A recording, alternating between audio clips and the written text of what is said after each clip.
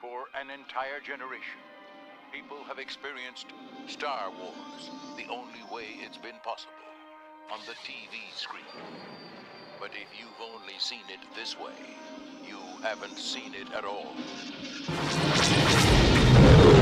Now, for its 20th anniversary, the adventure of a lifetime returns to the big screen in a way you've never seen before. There'll be no one to stop us this time. Help me, Obi-Wan Kenobi. You're my only hope. With newly enhanced visual effects, They're coming in too fast! THX and digital sound, and a few new surprises. Hanabuki Bardonyanda. On President's Day weekend, 1997, Good luck. George Lucas and 20th Century Fox invite you to welcome back Luke Skywalker, Princess Leia, Han Solo, Darth Vader, Obi-Wan Kenobi, Chewbacca, C-3PO, and R2-D2. Finally, the motion picture event, the way it was meant to be experienced. This will be a day long remembered. As the entire Star Wars trilogy returns on February 14th, Star Wars, followed soon after by The Empire Strikes Back, and then Return of the Jedi. Move closer! For a whole new generation who have yet to experience it on the big screen. And for everyone else to experience it again.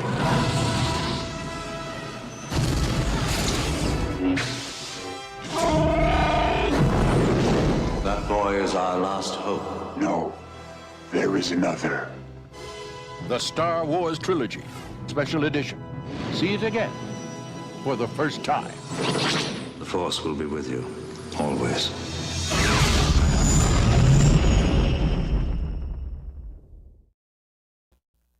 This is where the fun begins. Welcome to the first, I think, ever, I mean, at least officially on record, as it were, Star Wars quote-along. Normally we do watch-alongs, but this is going to be a mixture between the two. We're going to cross the streams, even though Egon tells us not to do it, and it's going to be a lot of fun diving into the galaxy far, far away, starting with the one that started all, that resulted in this really great fandom that gave us all really mean comments. No, I'm just kidding. There's some positivity out there, especially with this film. And I am your host of this craziness, Ryan of Van Dyke Quote Channel. And for the first time ever, she's been a part of many shows and other projects that we have conducted in the past. But this is her first time in the virtual movie theater and doing a quote along, because we were just kind of spitballing one day on Messenger on Facebook. It's like, hey, we like this movie, right? We've seen it a number of times, and I think we can quote most of the script, can't we?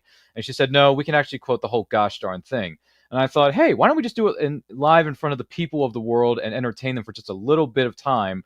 So I figure, hey, let's do it. And the co-host, co-producer, the superstar who's written so many New York Times best-selling novels, sci-fi author, but no doubt, Adina Mignona of the Big Sci-Fi Podcast is here, and she's very festively dressed for this occasion as well. Adina, good to see you. How are you? Yes. Hi. Thank you for having me.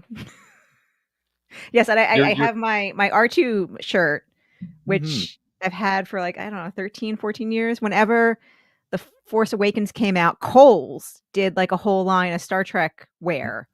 Star Trek? Yeah. I think you mean Star Wars. I'm sorry, wear. Star Wars. Sorry. Wrong podcast, guys. Wrong podcast. I'm so used to saying the word Star Trek. Yeah. Even though I've been watching Star Wars much longer. Mm-hmm. It just comes out. It's natural. It's okay. By the way, the specific date you're looking for is 2015 AD, because that's when Force Awakens came out, and it turns 10 later this year, believe it or not. Yep. Okay, that sounds right. So I've had the shirt for 10 years. Close enough. She was close enough, fellas. She was close enough. But yes, we we are going to be watching Star Wars Episode 4: A New Hope, specifically the version that's been provided on Disney Plus. # non-sponsor of the show, because we've done the 45th anniversary watch along of New Hope some years ago during lockdown. But we did the original theatrical cut during that period of time, which you can find on the Movie Nerds playlist and the Star Wars Nerds playlist after you're done watching this presentation. So if you want to watch this movie along with us, you're more than welcome to do so through physical media or the streaming service we're going to be streaming this from, aka not a sponsor of this show. We have it queued up to the 2-second mark. Don't hit the play button just yet, because we're going to go around the table very quickly before we start our feature presentation. So, Adina, what was it like for you seeing this movie way back when? Whether it was 5 years ago, maybe 10 years ago when Force Awakens came out? I can't remember when you saw it, but go ahead. So I first saw this movie in 1980-81 because I'm not young. I'm not old, but I'm not young. And so this was obviously a couple years after it came out in the movie theater. I was watching it on Showtime. We happened to have Showtime, and I believe this was played like daily. So almost daily, I was watching this movie. I completely fell in love with the robots, specifically R2. R2 is my first love, human or robot or any kind. And so yeah, that's when I first encountered this movie. That must have been a good year. No, that's fantastic. Yeah, for me, for me, I grew up watching this on VHS a lot as a kid. My dad, I can't remember if it was my dad or one of my two older brothers who introduced me to this film specifically and the trilogy that came with it. But it was fun. I remember enjoying it very much so. And then the Mhm. trailer we just played for you all at the top of the show was for the special editions that when they Mhm. re-released the films back in 1997 AD.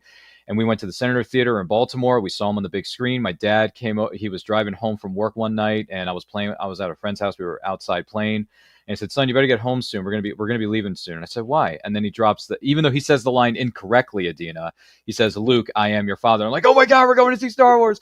So I hightailed it back to my house, jumped into the family, soccer mom van, as families tend to have soccer mom vans. We just we jumped in the van, drove over to the Senator Theater. For those of you who live in the Maryland or Baltimore area, the Senator Theater is an historic site. And we went in there, grabbed our popcorn and soda, the whole enchilada, and we sat down. The fanfare started to play. The Long Time Ago comes up. My brothers are getting all excited and jittery, as one might. Adina, I'm sure you've had Mhm. experiences of, oh my Well, God, we did. and We yeah, we watched it too when these came out in like oh, you the did. 97, 98 timeframe. Mhm, The Uptown mhm. in DC, so people in the region might know the Sure, Uptown, yeah. and The was Uptown, really yes, yes, excited yes. to see that. Yes, yeah. Fun times Well, and were had, I'm sure. this was the first time I had seen, in 97, yeah, on the big screen. First time I saw Star Wars on the Mhm, big screen, although I did eventually see Return of the Jedi when that came out in mhm, 83, 84. I was 8. That was the mhm, first mhm. Star Wars movie I ever saw in the theater. I saw that one in the theater. I didn't see Empire in the theater. I Mm-mm. saw Return of the Jedi. My Ah, grandparents took us because my parents were out of town, so we were staying with my grandparents. Yeah, so those are great the early memories of on the screen stuff. great family memories, folks. You gotta love them. Mhm, But yeah, yes. no, it was great to see these movies in theaters. Great to see them via just whatever format you experience it. But yeah, I mean, and over the years, I've come to really grow and appreciate Star Wars Episode 4, the original Star Wars, 1977: A New Hope, a lot more as I've gotten a bit older, a little bit wiser. I got some gray hairs in the back of my head here to prove it. So it's been fun. So I without have a any few further more ado, than we're you. gonna yeah. A few more than you, yeah, yeah, yeah, yeah. Because Adina's only a few years, I think younger or older than me, so it's fine. Yeah. It these things happen sometimes. But So with that being said, we have it queued up to 2 magical seconds. So if you have your popcorn, if you have your soda, your drinks, your candies, I have snacks, whatever you may, cupcakes. I have do you? cupcakes. I have Are they not are only they do I have themed? cupcakes, I have light and dark, Let me dark see. side and light side cupcakes, Wow. thanks to my See friend that, Tom. fellas? Look at that. Look at that. I am That's just prepared. beautiful. This might also be She my is. dinner too, because I was too lazy to do anything else for dinner. So dinner and snack all in one, light side and dark side. Very happy right now. My friend Tom's watching. Oh, we're This is good. This Yeah, is I was good. gonna say, I was gonna say earlier on, yeah, we're having a great time. I haven't even started yet. So without any further ado, previews are done. Adina and I are, at least for the moment, are done yapping. We're gonna once again, it's queued up to 2 seconds. So we're gonna begin our feature presentation in 3, 2, 1. Hit play. Here we go. Going back to the galaxy far, far away. Oh, what a time it is to be alive. By the way, people are in the chat. Swordsman007 says HBO played A New Hope almost every single weekend back in the early 1980s. Sometimes I would forgo Saturday morning cartoons just to watch that movie. I've probably seen it several hundred Mhm. times. Right. It was, and maybe I'm getting it wrong. Maybe it wasn't Showtime, maybe it was HBO, but we had cable for like a couple years in the early 80s. We didn't get a Mhm. VCR till like 1984 or 85. We were like the last people to get a VCR. So it was whatever cable for just a Really? couple years, but it was on all the time, like all the time. Hmm. Wow, more fun facts. Brian Donahue says, I didn't see this film until the age of 15. I watched it over and Wow. over and over and over. Man, Brian, man, I saw this film when I was like 6 or 7, man. You missed out by like 8 years. Okay. I beat you by I hold the record between Brian and I. So there you go. You have been derailed. Shut up, Richard. Swordsman 007 says, haha, Adina is slightly, just slightly older than me. I'm slightly older than a lot of people. Slightly younger than a few people too. Yeah. Yes. Our good friend Matt Kearns is here. He says, have a good stream, everybody. May the Schwartz be with you. I understood that that reference, Matt. Thank you. Correct me if I'm wrong. What that was 2022? Spaceballs. Yeah, but it turned 35 back in 2022. Spaceballs, yeah. Way to go, Matt. Thanks for bringing that up, buddy. Thanks for making us feel very young and gray. No, that doesn't sound right. But Tom says, you're welcome for the cupcakes. Thank you. Cupcakes. I'm actually going to have my first bite right now. Go ahead. Yeah, let us know how they are. Tom's probably wondering this in the chat. He hasn't said anything as of yet. And then Swordsman 007 says, Spaceballs the flamethrower. The kids love this one. That's true, man. That's true. And yes, I grew up watching that movie a number of times on VHS when I was younger. Yes. Okay. Now, I have to say, though, I do have Star Trek napkins. Oh, my. So years and years ago, I got into doing cloth napkins, and I found fun fabric at the store. Really? I have Star Trek napkins. Star Wars cupcakes, Star Trek napkins. We crossed the streams, Brian. We crossed the streams. We did. We did cupcakes, actually. By the way. They are good? Okay, fantastic. Let's see. Swordsman 007 says, blasphemy! You're using Star Trek napkins. It's okay. Listen, I like Star Trek just as much as anyone else. I mean, I like Star Wars. There's my first boyfriend is R2. Oh, yes. Did you hear that? They'll be destroyed for sure. This is madness. Matthew says, I saw this movie when I was at the age of 2 or 3. I love it. It's my number 2 favorite Star Wars film behind Empire Strikes Back. Fair enough. I love Empire, but this one, I don't know. Something about it. It's just so classic. I can watch it 1,000 times and never get bored. No, never get bored of this. No.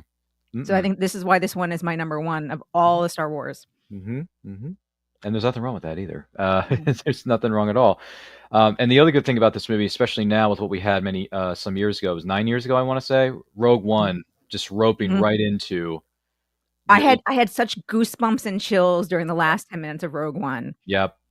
Amazing.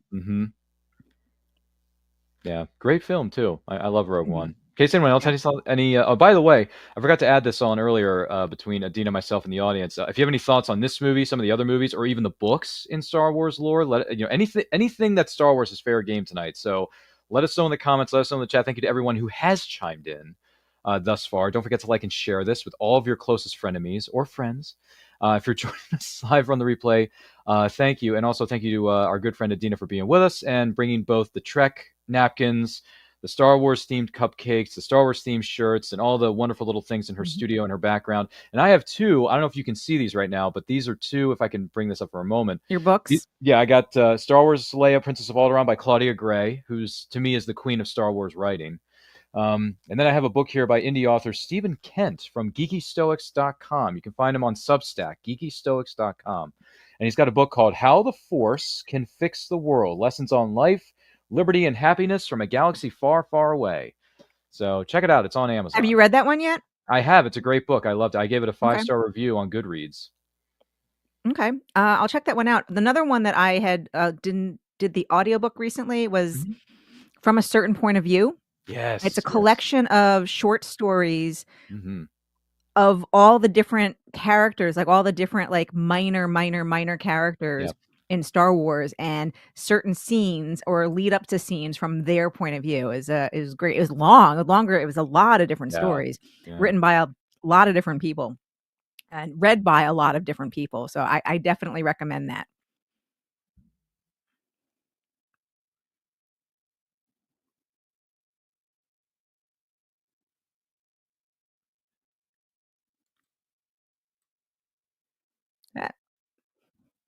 All good got things. a plan. Let's see here. Brian has a question for us. This is going to cause some stir in the comments. Do you prefer the original theatrical release of this film or the updated THX remastered with the new visual effects, or the new effects, I should say? So I like the new effects. Mm-hmm. What I didn't like is the adding of other scenes and other pieces of content. That to me was completely unnecessary. This movie was perfectly fine without any of the additional scenes. Especially, I'm not a fan of the additional scene with Jabba the Hutt. Like, that was unnecessary to add. But the updated effects, that's sure. Yeah, I mean, Brian, some people say I should tread lightly when answering this question, but listen, I like Star Wars. I like theatrical cuts. I don't. My only problem with, what is it called, the updated the special editions, is the scene at the end of Return of the Jedi where Yoda's Force ghost, Obi-Wan's ghost, and then Hayden Christensen shows up as a Force ghost at the end of Return of the Jedi. I'm like, what the frack is this? What is this? Give me the original actor. Why did they replace it? That makes no sense. So that to me bothered me. But other than that, the special editions are fine. I mean, I can understand people's complaints and not what I'm trying to say here, unhappiness with it. But it was George Lucas's original vision when he had in mind making this movie. He just couldn't put certain scenes in because the technology wasn't there. So, But the thing is in movie making, mm-hmm. it is often a collaborative thing, and just because the creator, director has a vision, doesn't mean that their vision is perfect, and so you have these other people, editors and other things, who can also look at it and be like, "Let's cut that out. That is really not helping." So, that's cool that he might have had a slightly different vision, but the original worked literally perfectly. What it did for this genre and just what it spawned was amazing on its own. So it was fine. They didn't need to add more things. I get that he was attached to it, but sometimes, in writing, we call it killing your darlings. Sometimes you got to let go of some stuff. And Yeah, I can understand that. Yeah. I mean, I like both cuts for different reasons, Brian. Mhm. I know that's kind of, I ride the fence. Okay, I ride the fence. I like both. It's like the meme with that little girl. Why not both? I like them for different reasons. But anyway, let's see. Matt Kearns is here. He says, I always say everything great about Star Wars comes from this very movie. Yeah, It's truly one of sure. the great cinematic feats, especially crazy when you know that no one believed in Lucas when he was pitching this, much less shooting it. Mhm. So, yeah, Yep. it's great. Yeah, because 20th Century Fox tried to shut down production of this movie numerous times when they were filming it. Numerous. Because they didn't believe in it. They didn't care. They thought this is going to be, horrible, terrible, no good, very bad film that isn't going to make any money, isn't going to generate any revenue. And lo and behold, look what happens on Memorial Day weekend, 1977. It blew everyone away. So, Mhm. and it wasn't even playing in a whole lot of theaters when it first came out. It was only playing in a certain amount of theaters at the time, because they Mhm. weren't sure how it was going to fare with audiences and critics alike, right? So then they expanded it, and then I think it stayed in theaters for over a year, maybe 18 months, maybe even 24 months, something like that.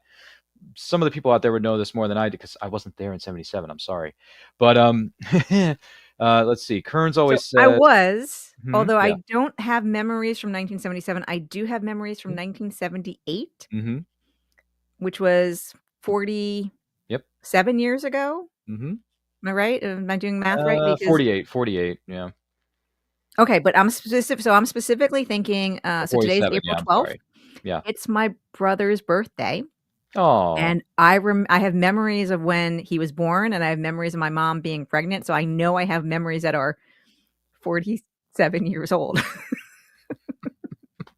it's oh boy, the things we hear on these shows, folks. I Uh, know. but we love the I fun. remember that April 12th every year. I say the Oh, same thing every year. I can't believe I have memories this old. April 12th. There you go, guys. Make sure we write that one down in our notebooks, fellas. Let's see. Happy birthday, Currently, Larry, who's not watching this right now. That's my yes, brother. happy birthday. Absolutely, yes. Happy birthday. Hope they're enjoying themselves and having a good time, whatever they may be doing. Mhm. For sure. Please stay safe if you're going out and celebrating. Kern says, have you seen the deleted Tashi Station scenes that were meant to introduce Luke and Biggs originally? I actually enjoy them quite a bit. I haven't seen a whole lot No. of them. I've seen bits and pieces Mm-mm. of them on social media, but I haven't seen all of them. And I know someone posted them on YouTube, Kearns, but I haven't Someone seen needs to send me that. I haven't seen that. I can do that. I'll go Yeah. on YouTube at some point, either later tonight or I'll do it tomorrow. I'll do it. Kearns, if you want to drop a link in the chat, or if you want to drop me a line on Facebook, and then I can forward it over There goes my boyfriend off into the in the oh, there he distance. goes. R2. Bye, R2. Be safe. And don't let me catch you following me begging for help because you won't get it. Yeah, he's being snippy. Fun fact, Kern says He's on a mission. Yeah, well, he is. He is. Kern says, fun thing originally, the Jabba scene was meant to be in, but they couldn't get the effects working for the time. So Lucas went back, created the Greedo scene, so you understood Han owed Jabba money. But the 77 Marvel Comics adaptation has the Jabba the Hutt scene, but not the Greedo scene. I like the Greedo scene. That was good. And again, maybe it's because I've been watching it since 1980, 81 that I'm just so used to it. It's just so part of it. I don't like the Jabba scene. I don't like it. Like the dialogue in it is terrible. It really is. When it comes up, it's terrible dialogue. And maybe because it's kind of a repeat of the Greedos, Yeah. I guess. Kind of is. I Yeah. feel like it's terrible dialogue. Plus, Boba Fett shows up in that scene, and he didn't need to be there. We didn't need to know that he was already working for Jabba. Well, didn't we? We had no idea. He in the back. Maybe now I'm getting mixed up. I mean, he was in the background of Return of the Jedi, but yeah, with C-3PO and R2 being not captured, but being recruited by Jabba because Luke says, "Hey, I gave you a gift, these 2 droids," and then they start working for Jabba, and then Boba Fett's in the background doing this, bobbing his head and just nodding, being like, like you're in, man. So. It's just one of those things. By the way, Swordsman 007 says, you don't know, Ryan. You weren't there originally in the 70s. No, I wasn't. You're absolutely right. And then Swordsman goes on to say, Jabba was originally a chubby Irish guy, the human counterpart to Jabba originally. Yeah, and I didn't know. Well, I knew he was this. I knew he was chubby, excuse me. But I also didn't know he was Irish. And my family's part Irish, so go figure. Did not know that. And then Tom goes on to say, Lucas isn't exactly a master of good dialogue, no? That is true. And no, he's not. He's not. Look at the prequels. Ugh. Well, okay. Return of the Jedi, which again, I love all 3 original movies. I do love them. Oh yeah, we all do. And when you go back and rewatch them, they generally hold up. But there's one scene in Return of the Jedi that is the worst scene out of any of this, and it's when Luke and Leia are talking. They're having that party in the Ewok village or some kind of celebration, the dinner, and then they go off to talk. And that's when, Luke kind of reveals to, and everything. That is the worst dialogue in the first 3 movies. I can't watch that without cringing. It's terrible.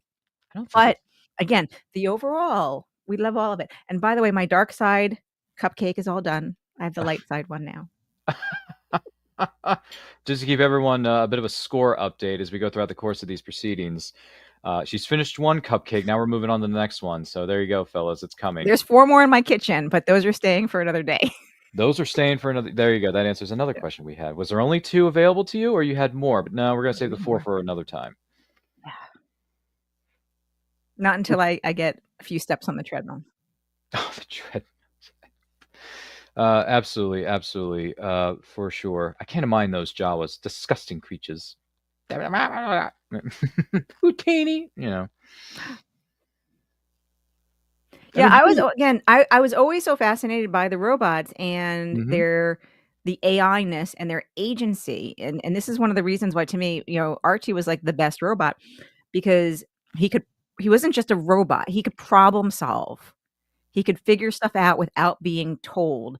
And we see that a lot when he's on the Millennium Falcon in the first 3 series, and he's fixing problems without being told to do it. And that was one of the things that always struck me in thinking about AI and robotics is the programming or whatever fundamental thing is driving him, that he can take in all this information about his surroundings and know what to do without being explicitly told. And before I could, I didn't know that was what was so fascinating to me. I had to grow up to articulate and figure that out, but that's what it is.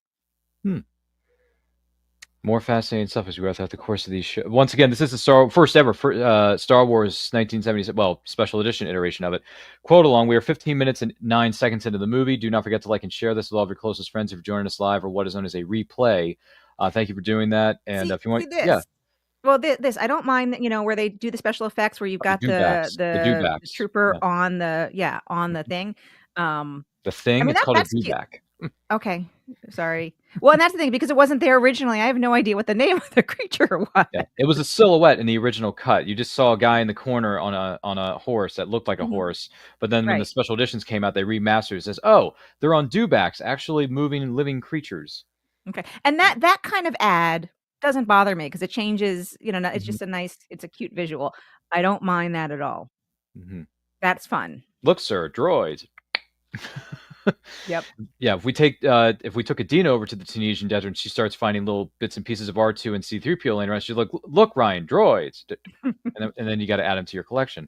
By the way, Matthew Kearns is here. He says Gary Kurtz should be given credit as the producer of Star Wars and Empire Strikes Back.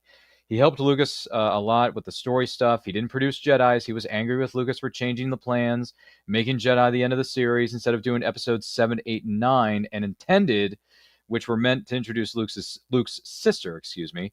Kurtz hated Leia being made the sister. He felt it was a lazy retcon. Mm, Wow.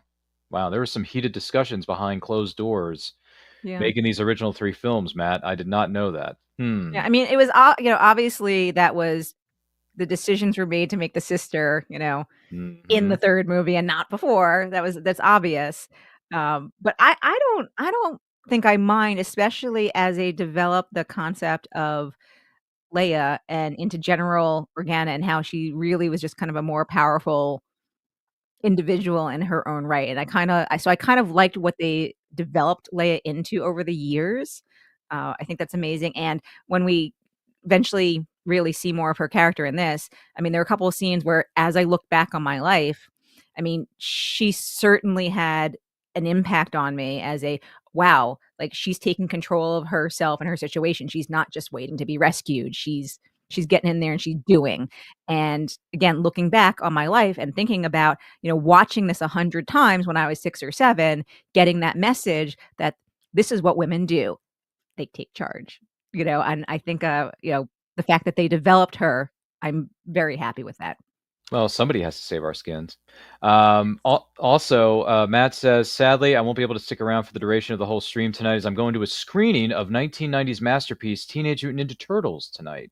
Hey, Mm, listen, enjoy the heck out of that thing. I love that movie. We did the mm, watch along a couple weeks ago. It's one of my favorite all-time movies, and I do believe they're going to re-release it in theaters for more worldwide audiences in August of 2025. So hopefully, Dina, myself, and whoever's a TMNT fan of the Baltimore metropolitan area will be able to see it because I'm excited to see that baby in the theater because I never saw it in the theater. I only saw it on VHS. yeah, so I did see it in the theater, but last week at AwesomeCon, like, Yeah, the all the whole cast. actors were there to Yeah. include now, the signature I got was not TMNT, it Hmm. was Star Trek, but, Oh, look, what do we have um here? so Hmm. Brian Tochi, Oh, who yes. was one of the turtles, he was Leonardo, right? Hmm. Leonardo? Hmm. Hmm. Anyway, but I got him as he was, whoop, my there we go. Ah! There he is. TOS. He was one of the kids in And the Children Should Lead, and then he was in a Next Generation episode, Night Terrors, and he is one of 3 living people who were in both a TOS and TNG episode. And I know we're talking about Star Wars, but I will always talk about Star Trek too. Sorry, not sorry. No, it's okay. That's a great autograph, though. That's really cool. Was that at his Yeah. booth? Did he have that at his booth? Yeah, yeah, he had well, and I didn't realize some of the other things he was in, Mhm. like Police Academy. I'd Yep. completely forgotten about Police Academy, Yep. and, he was kind of like the stereotypical Asian person, but I'd forgotten about some of that. So he had a whole swath of stuff that he had been in besides, TMNT and Trek and stuff. Hmm. That's cool. I hope to meet the cast of TMNT one day. I just couldn't do it that weekend because Mhm. I was on a very strict budget, couldn't afford it. But it will happen. I'm going to get my what do you call it, NECA action figures, the TMNT action figures that NECA came out with some years ago. Dean, I'm going to get them signed. I Mhm. already have 2 of them signed. One by Robbie Rist, who was there at AwesomeCon. He played Michelangelo, and I also got Kevin Clash, who was the puppeteer and the voiceover of Master Splinter, and he was also the original voice of Elmo from Sesame Street. So I have those 2 autographs. So now I just got to get the rest of the turtles, and as well as April O'Neil, aka the very beautiful, still young at heart, Judith Hogue. So, which will happen. I want to just mark my words, folks. It's going to happen. TMNT is one of my all-time favorite movies. It has to happen. It has to happen. By the way, Tom says, "Go Ninja, go Ninja, go." Sorry, that's a reference to the second movie, not the first one, but I understood where you're going with that, Tom. Swordsman says, "Never pay full price for late pizza." That's right. That's right. Wise man say, Forgiveness is divine, but never pay full price for late pizza. Very, very good fact. Matthew Kern says, fun fact, Aunt Beru's voice is actually dubbed over with an American actress. If you watch the amazing fan edit Star Wars Revisited, you can hear the original voice of Aunt Beru. I did not know that. Okay. Another fun fact. Jeez. So many fun facts. I always love this scene because it's great. This is a good one where they do so much exposition in a reasonable amount of dialogue. I think this scene is like one of my favorites. Got something jammed in here real good. Were you on a Star Cruiser? Here comes the iconic lines. Help me, Obi-Wan Kenobi, you're my only hope. I did this once when I was in, 1997 or 8. I dressed up like that for Halloween at work when I was working at NASA. Oh my gosh. At Goddard Space Flight Center. I went into work with this, and that's what I would do. I would just kind of like go around the office and do that. Help me, Obi-Wan Kenobi. I still have a few pictures. Do you? Yeah, of it somewhere buried in my hard drive somewhere, because I wound up having those pictures digitized, because this was still when we were doing film, pictures. Oh, yes. But I had them digitized. No kidding. Yeah. Swordsman asked a question. Does she speak Bocce, though? I don't know. Does she? I have no idea. Which she? Me, she, or that she? I don't. Yeah, I was going to say, you talk about Leia, you're talking about our good friend Adina here in the studio this evening. And then Kearns goes on to say, actually, quite a few Star Wars characters were dubbed over with Americans in the original trilogy itself. Okay. I mean, that's the decision people make. Oh, Aunt Beru is what he's referring to. Does she speak Bocce, though? Okay. Aunt Beru. Oh, jeez. Oh, I beg your pardon, sir, but do you know who you said? I don't know anyone named Obi-Wan, but old Ben lives out on the Dune Sea. He's got a strange old hermit. I wonder who she is. You're my only hope. Sounds like she's in trouble. I better play back the whole thing. He says the restraining bolt is short-circuited his recording system. He says he's smart and knows how to solve his problems. That if you remove, he might be able to play back the entire recording. What? Oh, yeah. Well, I suppose it's not too. You're just too small to run away on me if I just take this off. There you go. What happened? Where'd she go? Play back the entire message. What message? The one you've just been playing. The one you're carrying inside your rusty innards. I'll be right there, Aunt Beru. That's what she's very famous for, is just saying, look. Your mom calling you home for dinner, that kind of thing, Adina. It's like, we're playing outside with our friends in the woods or whatever. And they're with like, my kids. Yeah. When it's dinner time. Well, that's a fair point. Yeah, we don't want to miss. We don't want to say that. For those of you wondering, I am going to take the liberty and post the link to one of the 2 books that's featured in the behind-the-scenes area of my studio, How the Force Can Fix the World. If you want to find it, it is on our friendly neighborhood Amazon. I know it's a long link, but Amazon has long links. But it is, in fact, in the chat. In case anyone wants to check out the book, it is available in hardcover. So check it out. It's written by Stephen Kent, who has been interviewed on And I Quote in the past.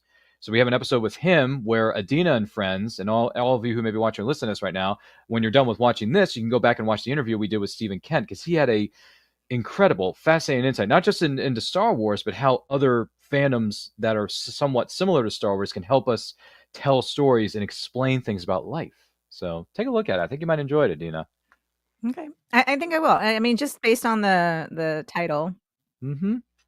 Yeah, it's a short book too. It's like, it's not even 200 pages. So it's I mean, my to be read list. Yeah. It's kind of long. Yeah. Well, as you can see in our studio, mine is outrageously long. I mean, look at No. That is nothing. That's nothing. That's nothing. No. Okay. Fill your whole bookcase, and then you might have my TBR list. That's how bad it is for you back here? Oh God, I'll take a picture and send you a picture. Please do. Can you text me? Do me a favor. Send the pictures to me and text me. I want to know. I will later. It's not in this room. It's in there's a pile in my bedroom. There's a pile in the living room. Oh no. And then we're not talking about like all the Kindle books I have on my phone that I haven't read yet. So. Oh, the Kindles. Okay. Well, no, that's also in addition to the physical piles what you have. Okay. By the way, and I'm going to do this at some point or another once my schedule and my finances line up a little bit more. I am going to go ahead and get a Kindle, because I'm going to run out of room. And if I want to get more books, another way to support people is to get the ebooks, put them on your Kindle, then you can carry them with you wherever you go. Well, I just do the app. I don't use the when Kindles came out, I did use the actual Kindle, but ever Mhm. since it's an app on my phone, I just use the app on my phone because I always have my phone with me. Oh, well, that's true. So it's easy to just, read 10 minutes here, read 10 minutes there, read, whatever. And so I go through books on my Kindle app a little Mhm, faster mhm. than that's why the physical pile keeps piling up Oh, okay. because I only usually read physical books at home Mhm. when I feel like reading at home. When I feel like reading it home. Yeah. All Well, right. I do a lot of reading I'm taking a class, so right now my reading for pleasure time is big. All right. Fair enough. Fair enough. Swordsman says I use the iPad app exclusively now for when I'm reading books on a Yeah. different device, and that's fine. There's nothing wrong with that either. I mean, I do have an iPad, so technically I could just put the app on my what do Yeah. you call it, tablet. So yeah, let me see. He says I don't even own a Kindle or a Nook anymore. Yeah, Yeah. some people have gone away from it. Some people haven't. My friend Grayson, who wrote it was on set here earlier, but I switched out because I want to make sure my bookshelf is themed to specific Mhm. shows. But his book just came out. He has it on ebook and paperback, and I said, you know what? I may have to get myself a Kindle because I am running out of space, man, and I don't want to Mhm. keep putting too many physical copies on my because I'm just not going to have any room. And once I move, whenever I have to move, it's a lot more stuff to carry, and it's just easy for me to just put everything on one device Mhm. or put it on a Kindle, which is a separate device, but whatever. Well, so my Kindle's actually sitting back there. It hasn't been touched in like a couple of years, so I just do the app. But one of the things I really love Mhm. about just ebook reading is that you can highlight notes and then you can export the notes. So then I can have like exported notes and I can put them in another app and do kinds of stuff. So those features that I can't do, and then so you can search and you can refind things which you can't do with the physical book unless you take pictures and scan and such. So I really enjoy the electronic stuff. Oh, And my okay. books are available in all the formats, of course. Yes. Let's not Just forget saying. about Lunar Logic and the Robot Galaxy series. Have you seen Luke this morning? He had some stuff to do today, so he left early. You take those two new droids with him? I think so. Well, you better have those units in South Range prepared by midday, or there will be hell to pay. That's a nice way to rhyme there, Uncle Owen. That's a nice way to rhyme. Hit the accelerator. You think we'll ever get land speeders? Probably not. It'd be nice if we did, though. It'd be kind of cool. Never Have say never. floating cars, or floating Mhm. cruisers like Back to the Future had the floating DeLorean, flying There was a around. company that I encountered a few years ago. I think it was called Leo Labs, and I think they Hmm. were working on some kind of something very akin to this. I don't know if they're Really? still around or what happened to them. Oh, I was gonna say, are there any land speeders available? Because we should get one. Well, there's what are those the hover things on the water? Yeah, hover boats or Yeah, hovercrafts. it's Hmm. kinda ish. Yeah, they used them in Die Another Day, the James Bond movie back in 2002. They had hover boats there. Forget land speeders. I want an X-wing. Says Swordsman 007. Good luck getting an X-wing here in America, much less the world, pal. Because I don't know if we can allow X-wings to be flying around. I don't think the government would allow it. Do you think? I don't know. I mean, is Northrop Grumman putting together some X-wings I'm not aware of? Not that I'm aware of. Not yet. I do space stuff. I don't well, okay, that technically would be space, but not in our real universe. There's Mhm. airplanes and there's spacecraft, and the 2 are not the same. We had the shuttle, but the shuttle was no X-wing. No. It's Okay. cool.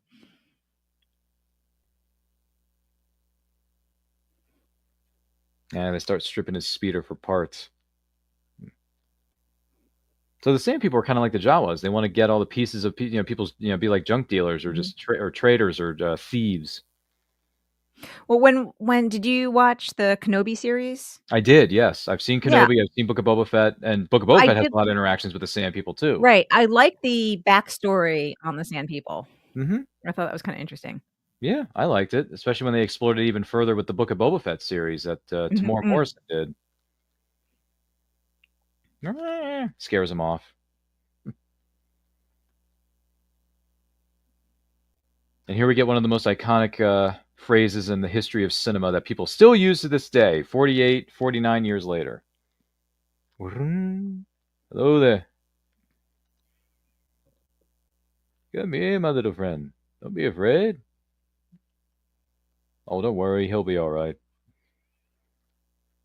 Yeah, if anyone's looking for a reenactment group of people, I'm more than happy to play Kenobi. I would do it in a heartbeat. I have the tunic for it too. I have the whole Jedi getup and everything. I can do it. All I gotta do is grow out my facial hair a little more, and that's it. I could pull it off. Oh, the thing is, when I was Princess Leia, that Mhm. I was able to put my hair in the bun.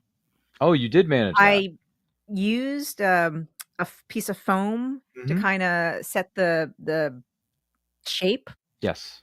but then I was able to put it like around the piece of foam and Yeah. braid it. My hair was my hair was much longer back then, so I was around to braid it and around. So Hmm.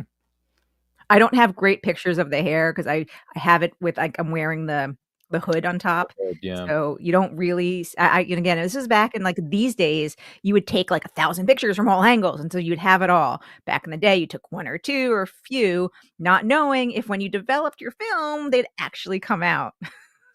Oh. All Those were right. the days. It's a Kodak moment. No, I'm just kidding.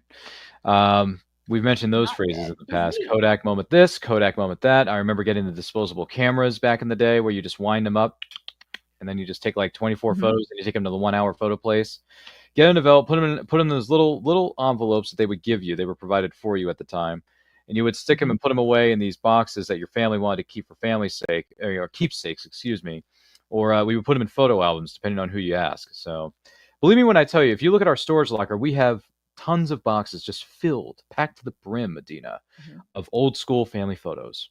Yeah. So I kid you not, they're still around.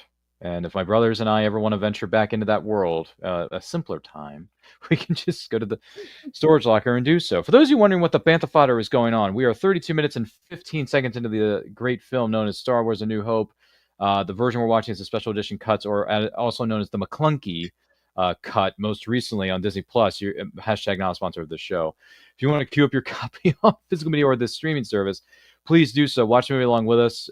Drop your favorite quotes, drop your favorite lines. Let us know your thoughts in the comments. Don't forget to like and share this. And if you're joining us live or what is known as a replay, thank you for doing it. In case you're wondering why there's a big long link in the chat.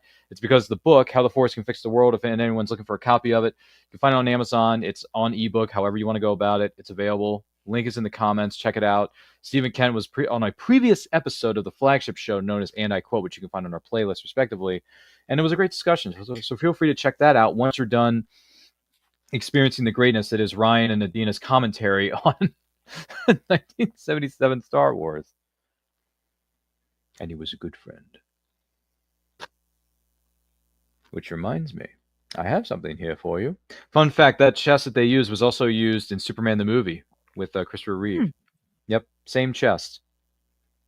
That had the kryptonite that Lex Luthor had inside of it. Do you remember that? Yeah. I do remember that. Mm-hmm. Filmed on the because they were filmed in the same soundstage, same studio at Pinewood Studios. Your father's lightsaber, and this is where the meme was born that says, "Hey, here's your weapon your dad used to kill over 1,000 younglings. You want it? Yeah, sure. Why not? I'll take it." Of course, we didn't know this at the time. Yeah, Although now I guess Ben did. but when you look back on it, it's kind of like he just gave Luke a murder weapon. Kind of. Even though it's blue, it's not red. It's a blue blade, Adina. We know this, but still.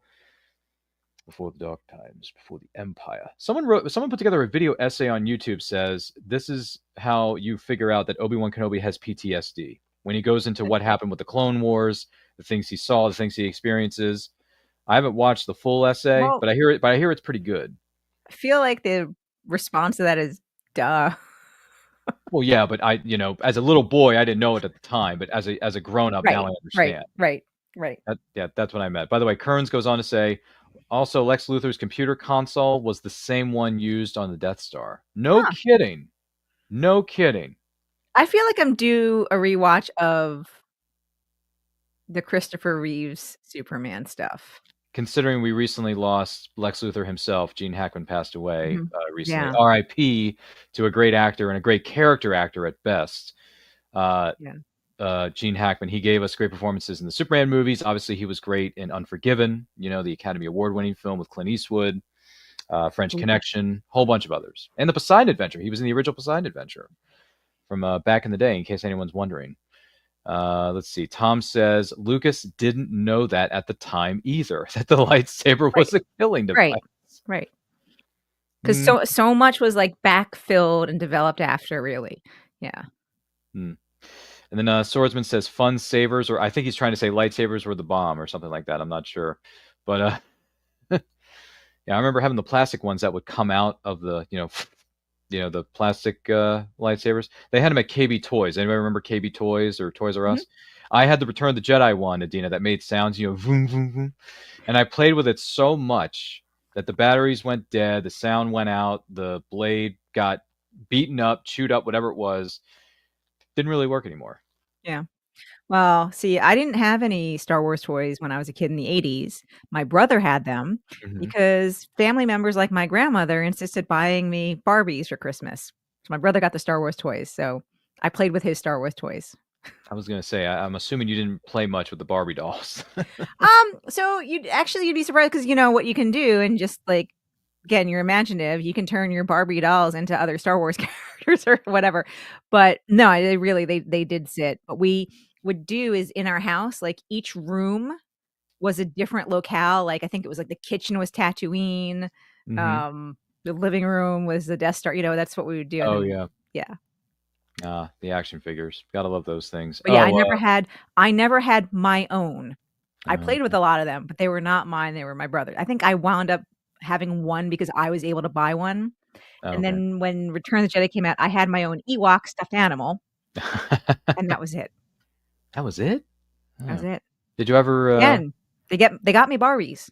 Okay. Well, did you ever find yourself getting some of the Star Wars figures later on in life when you had money of your own, like the No, Power because that I'm came out not in a the big 90s, or No, I'm not a big this kind of looks funny, but I'm not really a big collectible as in terms of, buying stuff. A lot of pretty much most of the collectibles I have are gifts. gifts? I Yeah. like to buy things that I can in some way use.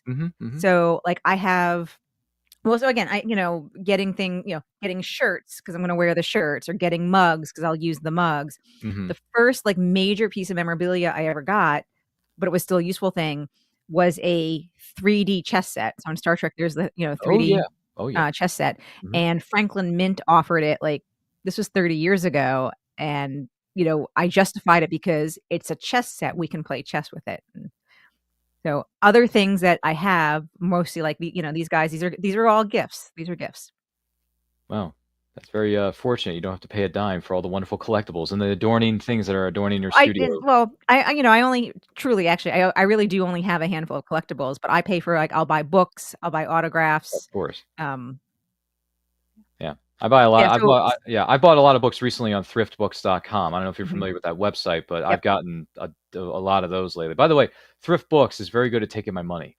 So Wonder done. Book in Frederick, which you had visited recently. Yes. Wonder Books is very good at taking my money. Which one of these days, Adina and I are going to plan a visit to Wonder Book in Video. Maybe we'll make a vlog out of it. Maybe we'll do an Instagram live from it. Who knows? Have a little bit of fun with it. Be like, hey guys, plant ourselves in the sci-fi aisle. Yeah, Adina and I are going to visit the sci-fi aisle of Wonder Book and Video. Why don't you come and join us on Instagram Live? Why don't we do that, Adina? That'd be fun for the fans out there, right? Yeah. Be like, hey, check out all these Star Wars and Star Trek books. Hey, look, it's Michael Jan Friedman's books. Look at that. Or our good friend Howie, Howard Weinstein of Crazy 8 Press. Look at this. He's got a bunch of books in there. I just started reading one of his books this afternoon. Did you? Yes. What's the title of this one? Do we remember? Exile. Exile. Okay. I had picked a random book off my TBR pile, and happened to be a Howard Weinstein book. Hey, isn't that special? That's great. Yeah, we love you, buddy. Howie Weinstein, a good friend of ours, crazy8press.com. Check him out. Check out his books on Amazon. He's got a bunch of stuff. He's got the Galloway's Gamble series, which is his Western theme series. If anyone's into Westerns, I mean, Star Wars is like a Western in space to a degree. So if you like Westerns, check out Galloway's Gamble 1 and 2, which are available right now on Amazon. So once again, Amazon is not a hashtag, not a sponsor anti-quote channel, but we find ourselves getting a lot of books from them, don't we, Adina? It's like, oh my gosh. Yeah, TBR list on or what is it called? The shopping list, the wish list that we have on Amazon. It keeps piling up, does it not? It's pretty bad. So we got issues, fellas. We got issues. Let's see here. So now this was okay. So he's about to show up back at Aunt Beru home. and Uncle Owen. Yeah. And here's the thing, and I feel like this is something either I missed it, I didn't process it when I was young, Hmm. or I don't know.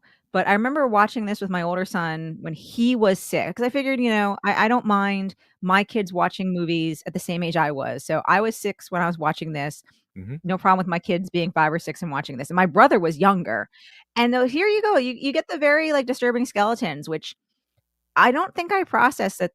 I mean, like, did they enhance that? Because I don't really think it was that, like, these are more grotesque than I remember when I was a kid. Yeah. I'm not Now sure. it makes sense. They were just burned to death. I, But I yeah, maybe. I don't have the fun facts in front of me. Matt Kearns, who's in the chat right now, or somebody else in the chat, let us know. I'm just curious. He also says that Matt Kearns says, well, at the time, Luke's father and Vader were 2 separate characters. Yeah, when they revealed the lightsaber thing to him. Yeah, okay. Gotcha. And then Swordsman 007 says, fun savers are the disposable cameras. He had lots of those when he was younger. Okay, I got you. And then he says, Mm. I want to head up to Wonder Book sometime soon. You should. You If you've never should. especially if you've never been there, it's, if you like books, It's it's an amazing used bookstore. It It's really is. crazy, but it's crazy how big the place is and how many Mhm. books are covering, what is it, wall to wall, Dina? And then they also got the different shells and the different subject Yep. matters, right? Or the different genres, excuse me. But they also have like groups of books that you can get for like, what is it, like children's books, like 5 for $2 or something like that? They It's always in have different deals, and so, like, the paperbacks, like the Star Trek Oh, paperbacks, yes. there's always an amazing deal. So look up, I want to say, is it wonderbookvideo.com or Yeah, wonderbook Wonderbook. If you just wonderbook.com? Wonderbook Frederick, Yeah, yeah. type it in to your search bar. As a matter of fact, if you want Swordsman 007, if you want me to, I can DM you on it on Discord, and I can send you the link to their website. Let me know. But yeah, Wonder Book is great. It's located. There are 4 locations, I think, or 3 or 4. One of them is located in Frederick, Maryland, which is where the closest one to me is. So that's the one I went to, and it is just it's insane how much they have there. And the one thing I didn't do while I was there the first time around, the second time, hopefully when I do this, I'll get the T-shirt that says "So many books, so little time," Mhm. because it's true. It's Mhm. so true. No matter how many books we get, no matter how many books we add to this shelf back here, or how much I add to my Kindle, which I may just download the app on my tablet. I don't know, but it's going to be bad, but it's going to be fun at the same time. There's a very disturbing meme out there Hmm. that basically says that the most amount of books you could read in a lifetime is something like, I don't know, it was some numbers like 3,500. It was some number that Really? when you see it, you're like, this is very depressing, because when you know how many books exist or how many books are in any particular bookstore or library, and then you see the amount that you could really possibly read in a lifetime, and you're like, oh gosh, Yeah. it's depressing. Hmm. You need more time. Let's see here. Tom says they were always making skeletons, from what I remember. Smoking skeletons. No, no, they were always smoking, but, Oh, like, I smoking feel skeletons, like from what I the remember. Okay. newer version, they're just, like, you see more detail in the Yeah. skeletons. Yeah. That's Or again, or maybe I, as a younger person, just didn't process it the way I can process it as an older person. I don't know. Hmm. But yes, they were always smoking definitely always smoking skeletons, and always knew that, but it's the level of detail. Oh, right. And then Yeah. Swordsman says Ryan has seen my library. He knows I love books. Laughing out loud emoji. Yeah, yeah. I've seen maybe 1 or 2 photos or whatever it may have been, Swordsman. So yeah, I get what you're saying. Kern says my last fun fact before I leave for my TMNT thing is Mark Hamill wanted to fall to his knees and cry when he saw his dead aunt and uncle, but Lucas told him he needs to stand and take it in quietly so the audience could project their feelings onto Luke. That's interesting. I can see that that's actually a pretty mature choice. And I was in a conversation yesterday on a podcast with my friend Scott that's gonna come out. He does a podcast called Eating the Fantastic, and we were talking about things, and we were talking about that concept of leaving stuff up to the well, and we were talking about books, so leading stuff up to the reader, but Hmm. reader, viewer, leaving stuff up to the person consuming it so they can project their thought. And now in this case, we were talking about making characters a little bit gender ambiguous. So if people wanna see the character as male or see it as female or whatever they wanna do that. But I think that that concept is what this was, and I think that's a very mature choice, especially for a not the most seasoned person yet. of Lucas. So Fascinating stuff. So this is the point in the hero's journey story written by Joseph Campbell where Luke is about to cross the threshold and decide, do I want to go on this adventure or do I not? no, I think he had that moment when he told Ben. Well, That yeah, was when he officially goes into the cantina, that's like I mean, yes, that's the beginning of it, but this is like more of the start, more of the progression of it. It's like, okay, I'm going to go into this, I'm going to figure out what's going on, I'm going to, go on my own here, do this journey, figure out if I'm a Jedi or not, and see if I'm worthy. So, By the way, those two ladies there, the two twins who are in this scene, they do conventions. They show up. They do signings. Yeah, the two mysterious alien girls, the twin sisters, they have done signings. This is a true statement. Look it up on Instagram. It's on social media somewhere. They do appearances. They show up. They do signings. It's quite interesting to me that a lot of these listen, the Force is strong with a lot of different actors and actresses.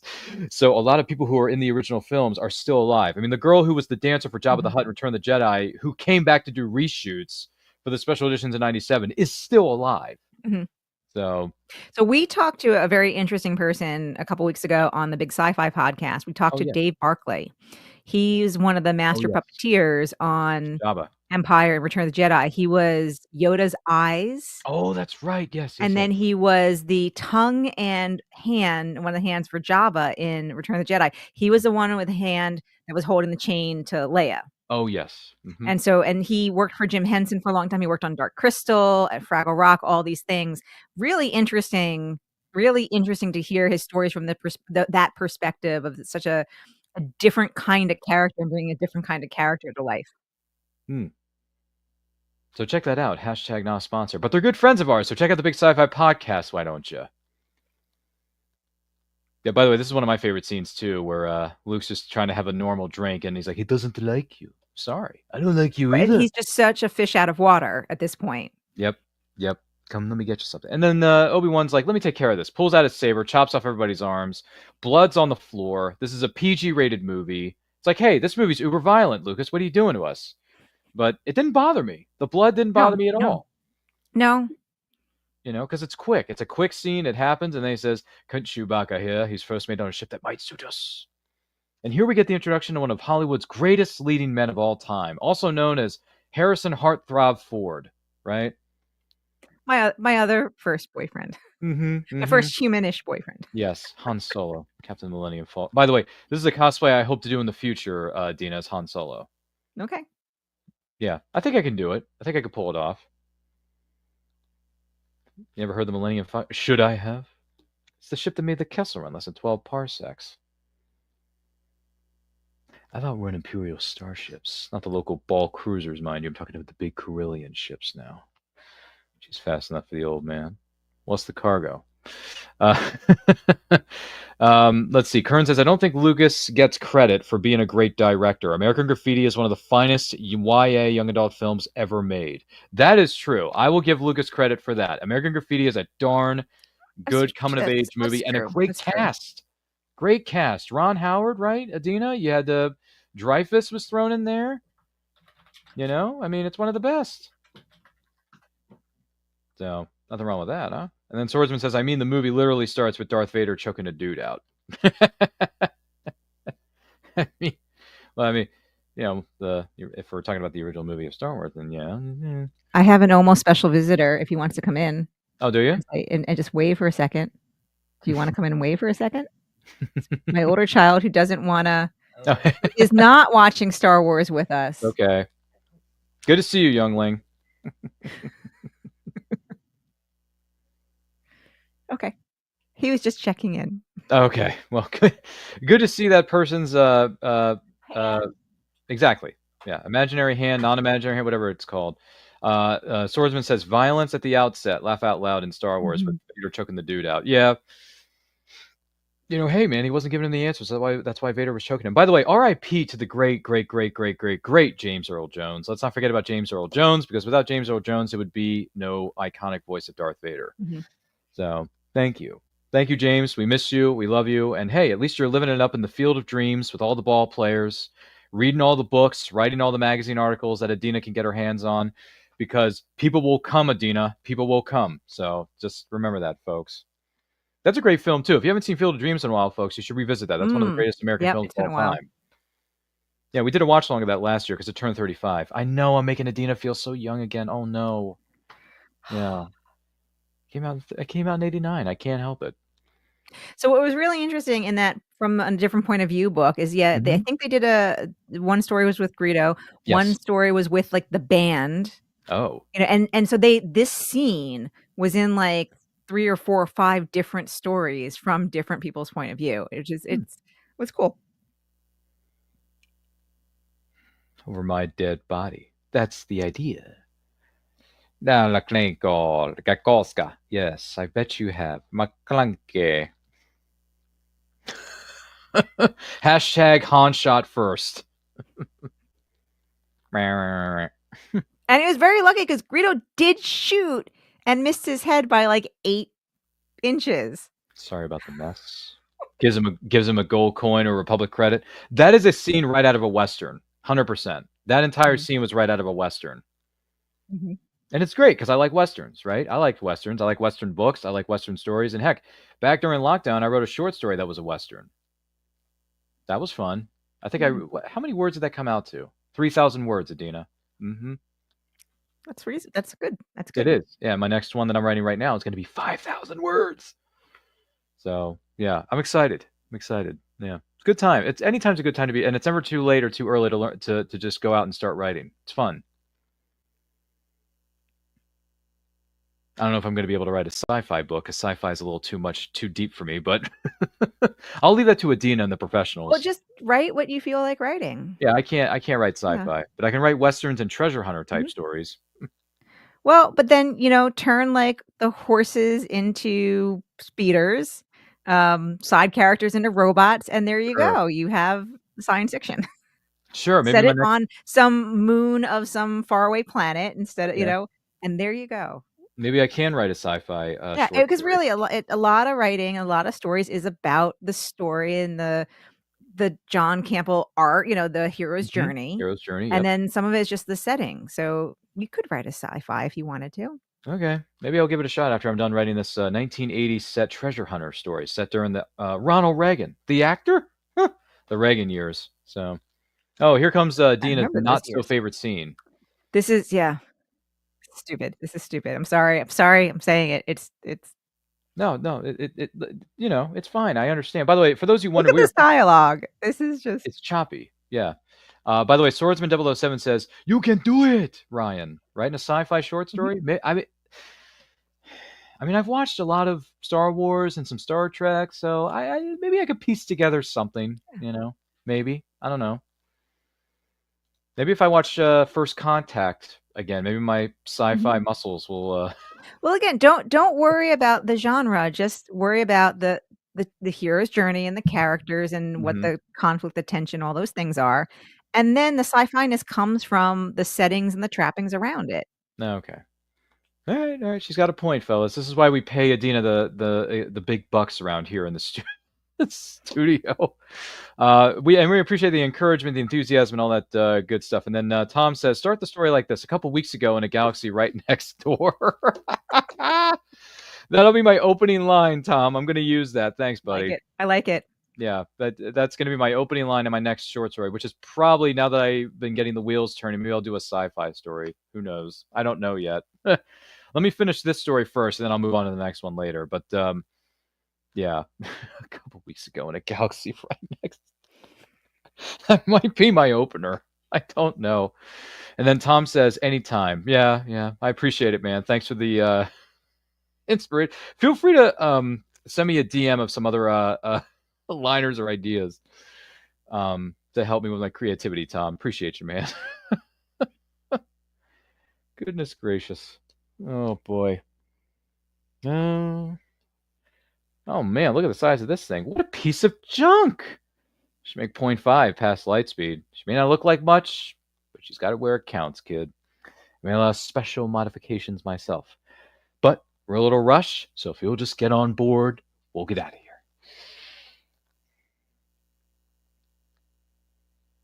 There probably is a t-shirt out there, but I wonder if there is one that has the Falcon on that says, she may not look like much, but she's got it where it counts, kid. Probably is somewhere. I don't know. Feels like there should be. Yeah. Does anyone know where we can find a shirt with that quote from Han Solo on it? Let us know in the comments because I'm curious to hear your thoughts. Mm-hmm. I'm just throwing that out there as a for instance. Stop that ship. Blast him. This scene right here gets me excited every time. It's like, oh my god, the journey's really starting to get hot, guys. You know, we're really starting to jump into light speed here, isn't that right? Or in some other person's case, we may be going into ludicrous speed. I don't think the ship can take it. What's the matter, Colonel Sanders? Chicken? Prepare ship for ludicrous speed. I'm sorry. Is that a movie? Is that a quote from another movie? I'm so From sorry. Spaceballs. Adina. That's ludicrous speed is from Spaceballs. I know. I'm going in the opposite direction of where we should keep in the show on the rails. I'm so sorry. Although it's funny, what I did know about Spaceballs is that Mel Brooks went out of his way to get approval from George Lucas to make the movie because he didn't want to offend George Lucas too much. So George Lucas looked over the script and the story points, and he's like, "Hey, I approve of this. This is going to be a good parody of my movies." Mm-hmm. And then he gave Mel Brooks the blessing to make Spaceballs. Yeah, it's similar to like a Weird Al song about your song. I mean, like if I'm any kind of artist and Weird Al is coming and wants to make a parody of my song, heck yes, Yeah. Yeah. That's which is another. It's in so many ways. It's a compliment. Weird Al Yankovic. He's done a lot of different kinds of songs for properties over the years, hasn't he? Mm-hmm. Do you have a favorite though? Is it the Star Wars one or is it somebody else? Oh, I love his Star Wars stuff. But just the idea of when a Mel Brooks comes along and wants to parody your movie, Weird Al comes along and wants to parody your song. That's very cool. All right, fair enough. And Swordsman's is telling us to comb the desert. Yeah. Sir, what? Are we being too literal? No, you fool, we're following orders. We're told to comb the desert, so we're combing it. Find anything yet? Nothing yet, we sir. Ain't found beep. Yeah, which was Tim Russ from Star Trek Voyager. Which I remember when I found that out years ago, years ago. Really? Because I was watching Spaceballs years before Voyager came out, and then of course you find out. It's like, wow, that's kind of cute. Vader's leash. I recognized your foul stench when I was brought on board. She's a Spitfire, this Leia. I've got to tell you, she's a Spitfire. She won't let anything get her down. Two other actors we don't have anymore. We don't have Peter Cushing, and of course we don't have Leia herself, Carrie Fisher, and we miss you. Hence the reason I got my Leia book here to pay homage and tribute to the late great Carrie Fisher. And it's written by the Queen of Star Wars writing, Claudia Gray. So, and by the way, this is the first Claudia Gray book I ever bought because I got it from her at her booth at Fan Expo in Philadelphia, Pennsylvania, Adina. And I said, hey, would you mind signing it with May the Force be with you? She says, absolutely, I'll sign it with May the Force be with you. And she signed it, she dated it, she gave me the signature, and she's like, all right, enjoy the book. I said, thank you, Claudia. And now I'm such a huge, massive Claudia Gray fan. It's like, oh my gosh, everything Claudia Gray writes just turns to liquid gold, Adina. It's liquid gold. I haven't read any of her stuff. So you're just adding to my TBR pile. Yeah, I'm sorry. Yeah. Sorry, not sorry. What is it called, fellas? Yeah, this one right here. Yeah, might want to add that one. If you want, I'll send you a link to it as well. All good things, fans. All good things. Where is the rebel base? Dantooine. They're on Dantooine. No, you see, Lord Vader, she can be reasonable. The fact that she made a very hard, and I do mean hard, decision to keep the rebellion alive by not telling them where it is, and then they not test it, but they actually activate the Death Star and blow up this planet. Like, that's her whole life just gone before her very eyes, Adina. That's brave. Well, the thing is, at that point, nothing she could have said would have prevented it. They were doing that one way or another. They had already made up their mind. Yeah. Oh, jeez. And it reminds me of remember the line from Rogue One where Leia's father, Bail Organa, Jimmy Smith says, I must return to Alderaan and tell them that there will be no peace. And I'm like, no, don't go back. Don't go back. Yeah. Don't go back. We don't want to lose you because you're such a great character. And we love Jimmy Smits. Who doesn't like Jimmy Smits, right? He was great as Bail Organa. I think he was really good as that character. Would you agree? I agree. I definitely agree. He was so good. But hey, I can always go back and watch him in Rogue One because when he shows up in Rogue One in that council scene where they're offering Jyn Erso the choice to either do this or you could be thrown back in prison, and you see all these characters that were in New Hope show up in that council scene. When the theme plays, because you can hear the Force theme or whatever it was, Adina. I'm like, oh my gosh, all these characters are coming back. What is happening? It was great. We had a lot of feel good, just great moments in the theater watching Rogue One for the first time. Does anyone else remember this back in 2016? When they brought back all these characters and these little idiosyncrasies in the set pieces, I'm thinking to myself, oh my gosh, we are going back to 1977. This is wild. Oh, I love this scene too. Yeah, that's because Wookiees Let are the arms. Wookiee win. Wookiee. That's why droids can pull arms out of their sockets when they lose. Wookiees are known to do that. I see your point, sir. I suggest a new strategy, ought to. Let the Wookiee win. I wanted one of these so badly. I wanted one of these little hovering spear balls. That would be the remote. It's called a remote. Yeah. Mm-hmm. I think it's called a remote or a training something. It's one of the two. I think it's called a remote. Remote, a Jedi can feel the Force flowing through him. Mia controls your actions partially, but it also obeys your commands. Swordsman says Peter Cushing was originally going to play Obi-Wan at the time. No kidding. They were going to have him play Obi-Wan? I did not know that. Ogie religion, ancient weapons, and no match for a good blaster, your size, kid. You don't believe in the Force, do you? Kid, I've flown from one side of this galaxy to the other. I've seen a lot of strange stuff. Never seen anything make me believe there's one all-powerful force controlling everything. There's no mystical energy field out there that controls my destiny. It's all a bunch of simple tricks and nonsense. This movie's so quotable, isn't it? Mm-hmm. I mean, you can use it for almost anything at this point. Oh, Tom says it's called a seeker. That's right. That's right. That's right. All right, can we get Adina a seeker for Christmas? Can we do that? Is it Christmas maybe, or when's your birthday? I forget. End of July. End of July. Can we get it for her birthday there, Tom? Can we make that happen? You know, a few months after Trek Long Island takes place. Let's do that. Yeah, because Trek Long Island's coming up not too far away from now, isn't it? It is. I know. We're like 6 or so weeks away. And I have Balticon. There's Balticon the week before. Oh, that's right. I'm thinking of going to Baltimore. In Baltimore. It's a literary science fiction convention. I'll be on several panels that weekend, along with a lot of other amazing authors I know. Yay. And then the last weekend of May, the one that crosses into June, Trek Long Island, up on Long Island. And then there's Shore Leave in July. And then my birthday. Wow. You got a lot of stuff going on, don't you? You and the crew of Big Sci-Fi Podcast, of course. Well, so yeah, Big Sci-Fi Podcast will be at Trek Long Island together. Yay. That's great. By the way, I'm hoping to go to, what is it, Balticon? I think it's at the end of May, right? Yeah. Yep. Balticon is the weekend of Memorial Day weekend. Okay. Well, I'm hoping to go to Balticon because I've never been before, and I like books, and I like writers. I like meeting writers and talking to writers. So, yeah, I might, Dina, I may have to meet up down there. So I'll be there definitely Saturday and Sunday. I have to make some plans there, folks. So get your tickets, Balticon. Go to the website, Google it. It's there. It's on social media. Buy your tickets. If you're a literary fan, why not? I don't see what the harm is. No, I don't. He says it's called a seeker, and then he also says was also called a remote, though, Ryan. So you're not wrong about what that device was called. All right. By the way, Swordsman says Adina needs a tribble. I have a tribble. Do you have a tribble? I do. Where's my tribble? Where's the do we know where the tribble is, guys? Somewhere in the studio, or maybe outside of the studio. I don't know. Not in this room. All right, it's outside the studio, folks. We'll have to look for it later. Eating. Tom says it's possible. We can make plans for certain events or meet up at certain events. That would be nice, Tom. Yeah. It's possible we can get her a remote for her birthday. Yeah, let's make that happen. Get her a seeker. Why don't you? Swordsman says tribbles are fun. Tribbles are fun. Yeah, I do have right up there the Trouble with Tribble script signed by David Gerald. Oh, good Lord. What is it? It's a tribble. It's a tribble. Blah, blah, blah, blah. It's somewhere hanging around here. I don't know where it is. Oh, there it is. There it is. Can we get a close-up of that? There it is. It's beautiful. There we go. Yeah. Boy, that looks like just came right out of a... There we go. Wow. David. That's amazing. Who I met originally at Balticon several years ago. Oh, it was Balticon. Yeah, he was at Balticon a few years ago. Oh, wow. That's amazing. Congrats. That's a wonderful thing to have in one's collection, as one might say. That's no moon. That's a space station. It's too big to be a space station. Got a bad feeling about this. Turn the ship around. Yeah, I think you were right. Should we lux in the auxiliary power? Log in the auxiliary power.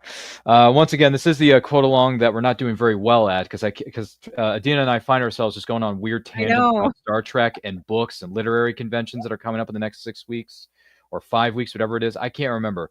But in case you're wondering, we are. I just like watching it. I feel like quoting it when it's not on. Then I want to like say all the lines. But when I'm watching it, I want them to see. I want to Which is see them do fine. it. It is a mixture of a movie watch along and a quote along, so it's fine. This is the first quote along we've ever done. By the way, we're 1 hour, 5 minutes, and 18 seconds into the movie.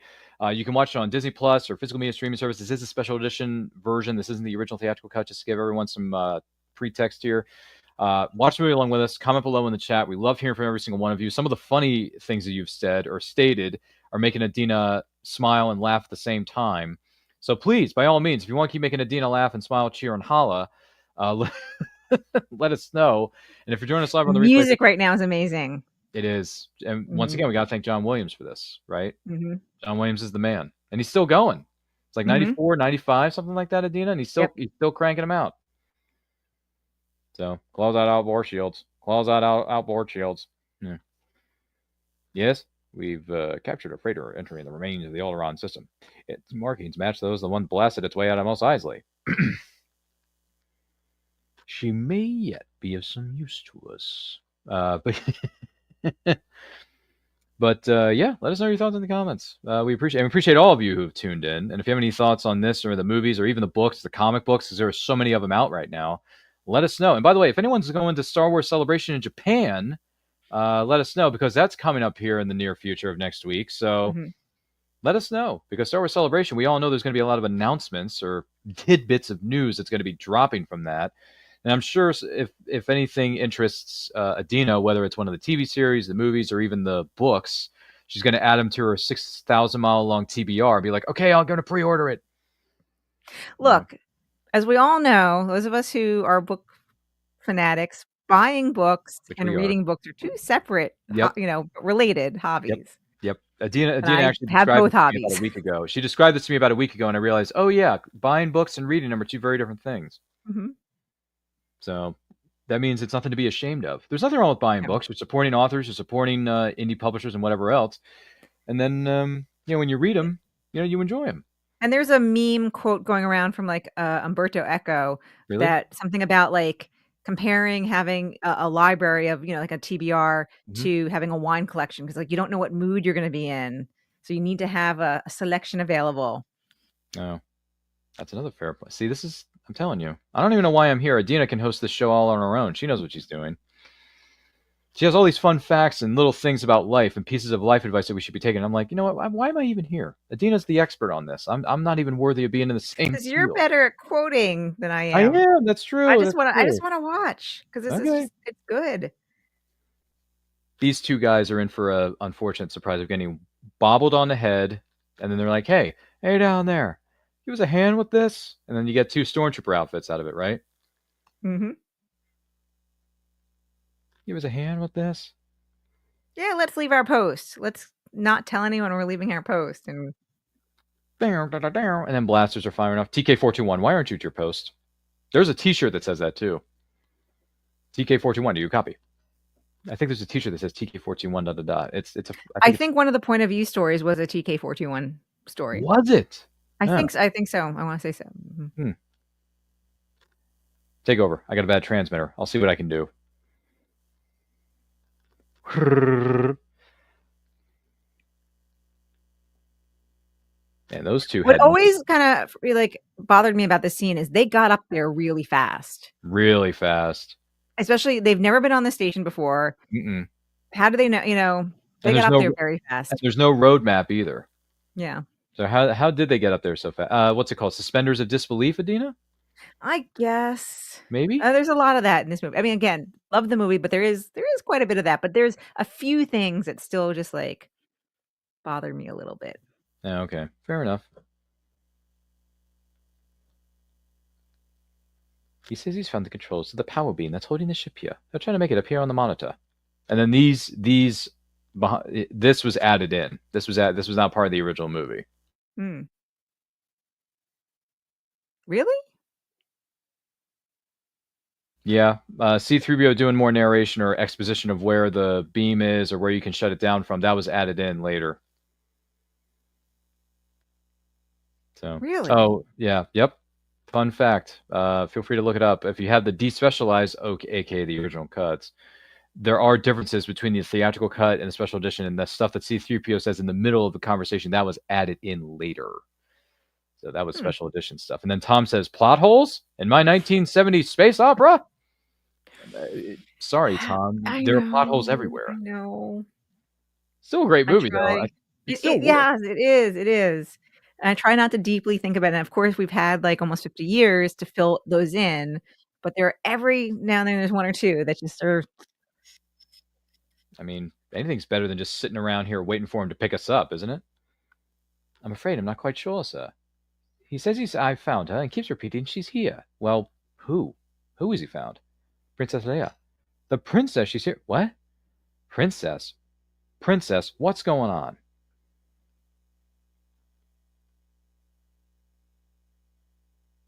I'm afraid detention block AA23. I'm afraid she's scheduled to be terminated. Hey, that's a Terminator reference. It's not even 1984 yet. How dare you? And the Terminator is one of my all-time favorite movies. That's in my top 10, Adina. The Terminator 84 Really? is in my top 10. Yeah, it's in my top 10. Yep, that movie turned 40 last year. So yeah, sorry, making everyone feel young again. Sorry. Didn't know she was here. I'm not going. They're going to execute her. A few minutes ago, you didn't want to go, and now you just want to do a stay? Marching into the detention area is not what I had in mind. But they're going to kill her. Better her than me. Ooh, talk about selfish. Goodness gracious. This guy doesn't care about anything, does he, Adina? Nope. She's rich. Rich. Rich. Yeah, Luke's got his number. Yep. Rich, powerful. If you were rescued, the reward would be what? Well, a lot more than you can imagine. I don't know. I can imagine quite a bit. You'll get it. I better. You will? Okay, kid. You better be right about this. What's your plan? Tony Goodline. Throw me those binders there, will you? All right, I'm going to put these on you. Okay, you put those on.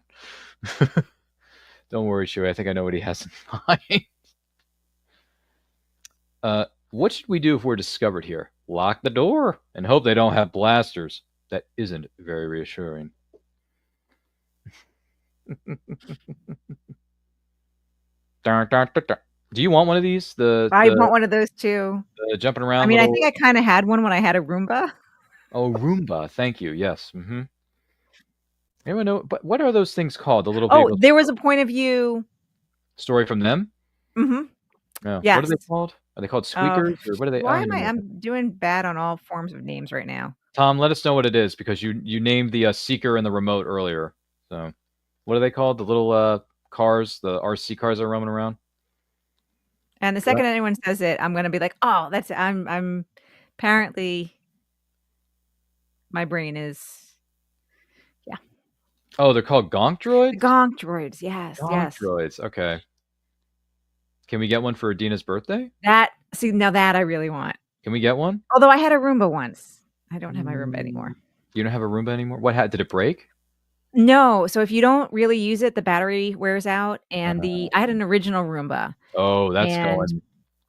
Well, so I really want one of the modern ones, but the really cool modern ones are like $1,000.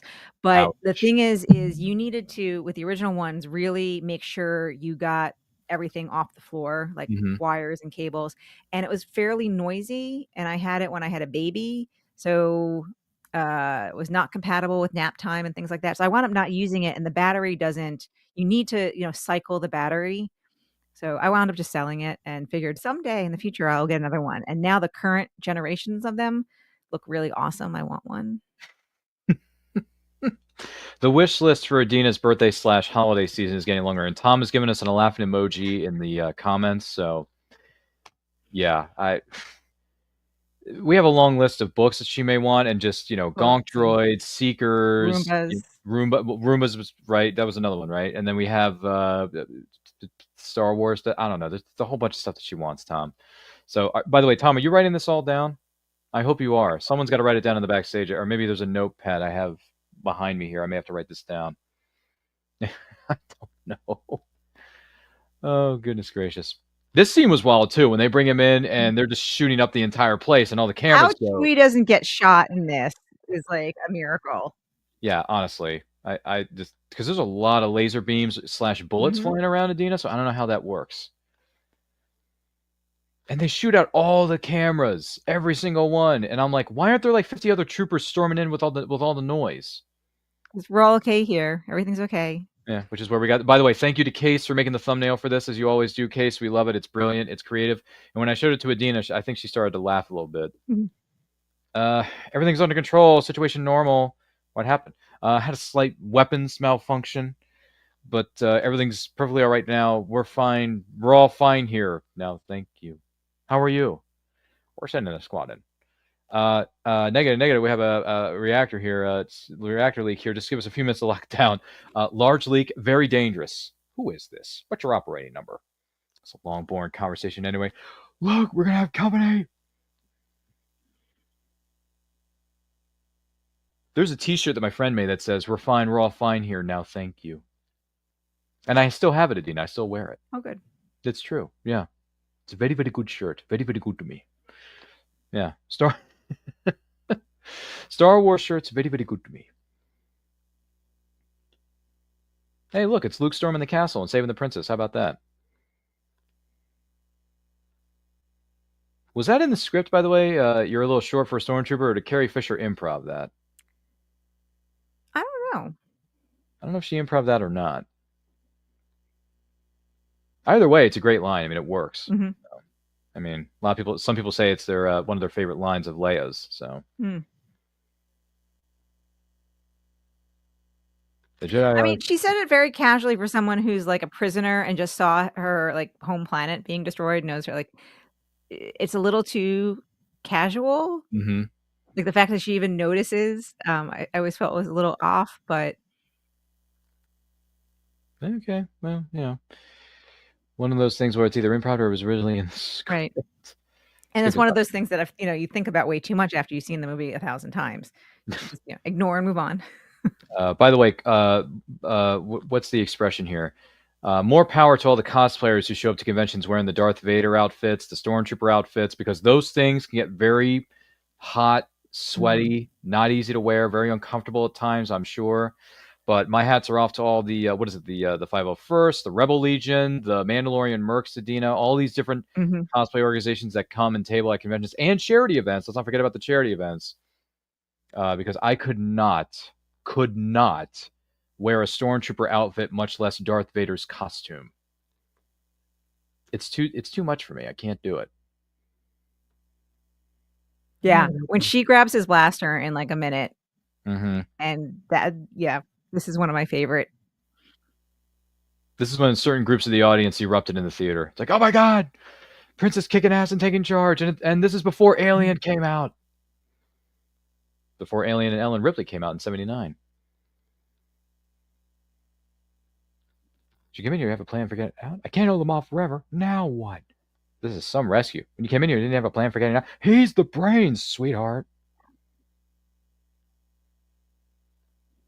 What the hell are you doing? Somebody has to say. Yeah, again, as a 6, 7-year-old seeing this like 100 times, I have a feeling this had an effect. She just jumped right into that garbage chute. She had no problem doing it. I don't care what you smell.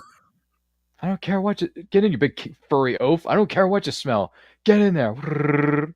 Don't worry about it. Tom says they had several Mandalorians at AwesomeCon last week. Yes, they did. Yep. The Mandalorian Mercs, all the Star Wars cosplayers were there in droves, I'm sure. And they all had their own tables, too. Including Trek Long Island. They had their own table. Yes, we did. Yeah, Trek Long Island had a table. RisuCon had a table. Balticon had a table right across from Trek Long Island. And Shore Leave both did. Farpoint did as well, which is held in, I want to say, what is it, February? Yeah, that's in February. Farpoint's in February, yeah. And which is another good, fine, small convention. Check it out. Check the local listings. It's a lot of fun. So one of the point of view stories was also the creature that lived in here. The little snake thing that creeps up on Luke. Oh, yes, that was one of my favorite stories in the point of view book. Jeez, it's a good thing these books are available everywhere you look for books, and as well as Amazon. # not sponsor the flippin' show. I'm assuming, I think they're available in both paperback and hardcover. So I just, the point of view one, I listened to in the audio. That's fine. Yeah, because it's a thick book anyway. Yeah. Yeah, makes sense. Nothing wrong with audiobooks. A lot of my friends listen to audiobooks on their way to work.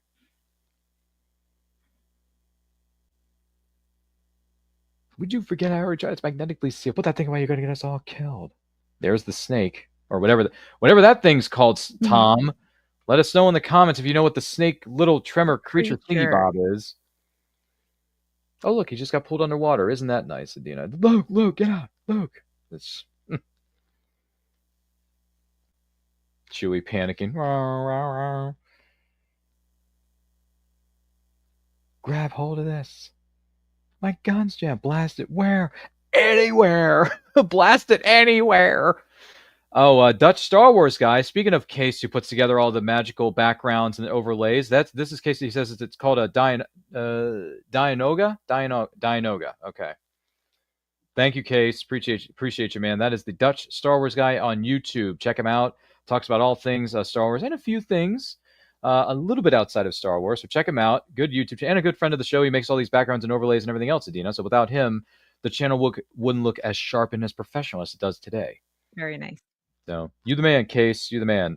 Finally, someone who wasn't me answered the question, says Tom. Yeah, because Case beat you to it there, Tom. He beat you to it. God. And now Han's dropping the magic words. I got a bad feeling about. You ever say those words when in real life, Adina? I got a bad feeling about certain things. All the time. All the time. Do you say these things while you're at work, or is it just stuff outside of work? No comment. Okay, fair enough. Fair enough. Fair enough.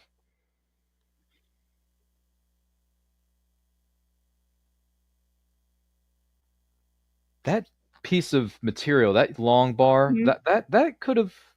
I mean, the pressure is a little too much for that, but at the same time, I think it could have worked. Well, they gotta try something. You're in that situation. You gotta try something. Mm-hmm. I mean, I think it could have worked to a point. Tom says it's both. Okay. Gee whiz. Yeah, they kept that scene in there where the stormtrooper bams his head right on the door as it opens. Did you notice that, Adina? They kept that in. They're madmen. They're headed for the prison level. If you hurry, you might catch them. Follow me. The fact that they're so gullible to believe droids, any droids, even if they work for the Empire or not, that's like, really, guys? Really? You stand guard. And they leave one guy there to stand guard. Just one.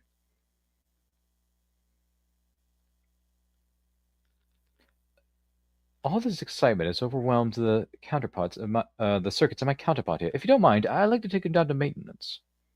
All right.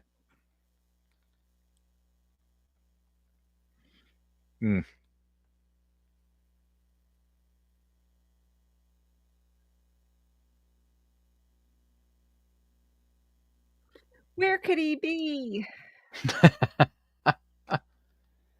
Yeah, those words have been used in a lot of films before, haven't they? Where could he be? Brabio. And we have comlinks now. They're called smartwatches. Or something to that effect. I don't know. Some people still use walkie-talkies, but there are smartwatches out there where you can communicate with people. I do with mine. Yeah. Oh, you do it with your... Okay. Well, in theory, with my, through my phone. It never worked well. I don't actually do it. Oh, really? Oh. Yeah. It's funny, though. Did you ever see the commercial for the smartwatch from Samsung that had all the different clips from all the pop culture fandoms, including Star Trek? No, I did not see that. Okay, once again, I'm going to send this to you, and I want you to watch it because it's 60 seconds. So there's like a dozen or so links already you got to send me. Yeah, but this one's 60 seconds. I have pictures to send you after we're all done. True, you got to send me the pictures of your TBR or whatever the bookshelf thingamabob is. But this commercial had a scene from Star Trek where Kirk is saying Enterprise. Or no, he says Enterprise. Owner of the ship's computer library records. And he's with Spock in the room. He's in the room with Spock. Yeah, I'm surprised I haven't seen that. So he's in it, and what is it?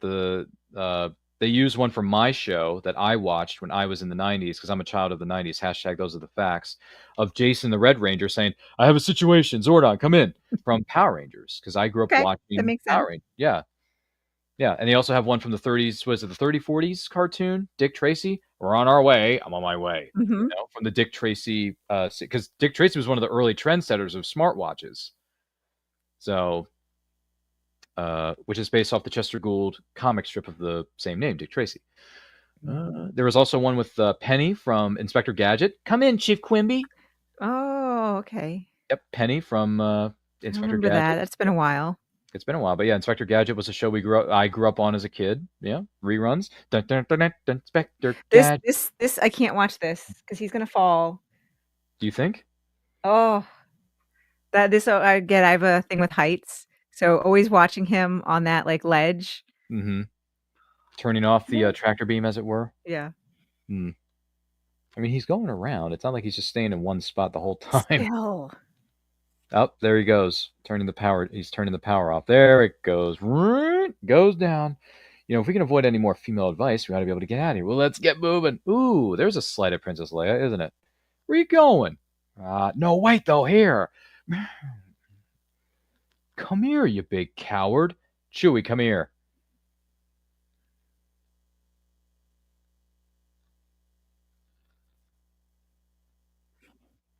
She takes no BS from any of these characters. I take her as just one person. It's a wonder you're still alive. Will someone get this big walking carpet out of my way? No reward is worth this. I'm sorry. You still on that ledge? Get off the gosh darn ledge. Does Adina do you cover your eyes during this 2.5 to 3 minute scene where he's on that ledge? Yeah, I'm looking away. Yeah, she's looking to the opposite side of her studio, folks. She's not looking at the fall. Oh. I mean, if you're wearing that cloak, you know, that doesn't help either, right? Wearing the cloak. Look at that little thing he's walking on. Mm-hmm. What was that? Nothing. Outcast. Don't worry about it. Okay. And now he gets off, and then he's moving along. Move along. Move along, Adina. Move along. Move along. C-3PO, yes, sir. Are you safe? Well, for the moment. We're in the main hangar across from the ship. We're right above you. Stand by. You came in that thing? You're braver than I thought. Nice. Come on. This is my favorite part of the movie where they're being chased around the whole Death Star thing, Adina. This is my favorite part. It's them. Blast them. Get back to the ship. Where do you think you're going? Come back. Certainly has courage. Won't do us any good if he gets himself killed. And look, as you see, like the look in her face, she's actually like, this is when it starts. This is when her infatuation with him starts. He shoots a stormtrooper in a room filled with troopers. Even though I think in the original cut there was only like 3 or 5 of them, right? And then the special editions they added in 100 more to make it seem like Han was up against bigger odds. Even though we're not supposed to tell him the odds. Another one. By the way, this was done in one take. This scene right here where they swing across the ledge was done in one take with the original actors. This wasn't stunt performers doing this, Adina. This was Mark and Carrie doing it themselves. Find the controls to extend the bridge. I think I just blasted it. They're coming through.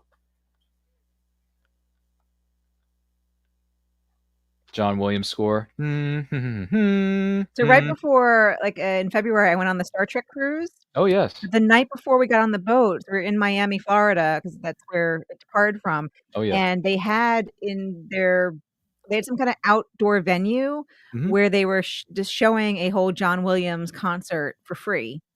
Like in the venue, it was paid tickets and they were doing it live, but then they piped it onto some kind of view screen they had in this park. So we could just be out there for free watching this concert. It was fantastic.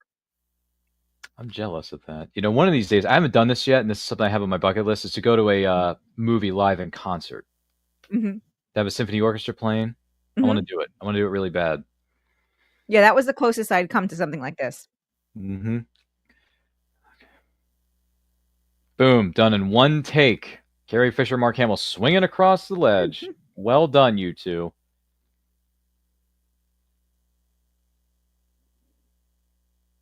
Obi-Wan pulling out the saber. He knows something big's about to go down here soon.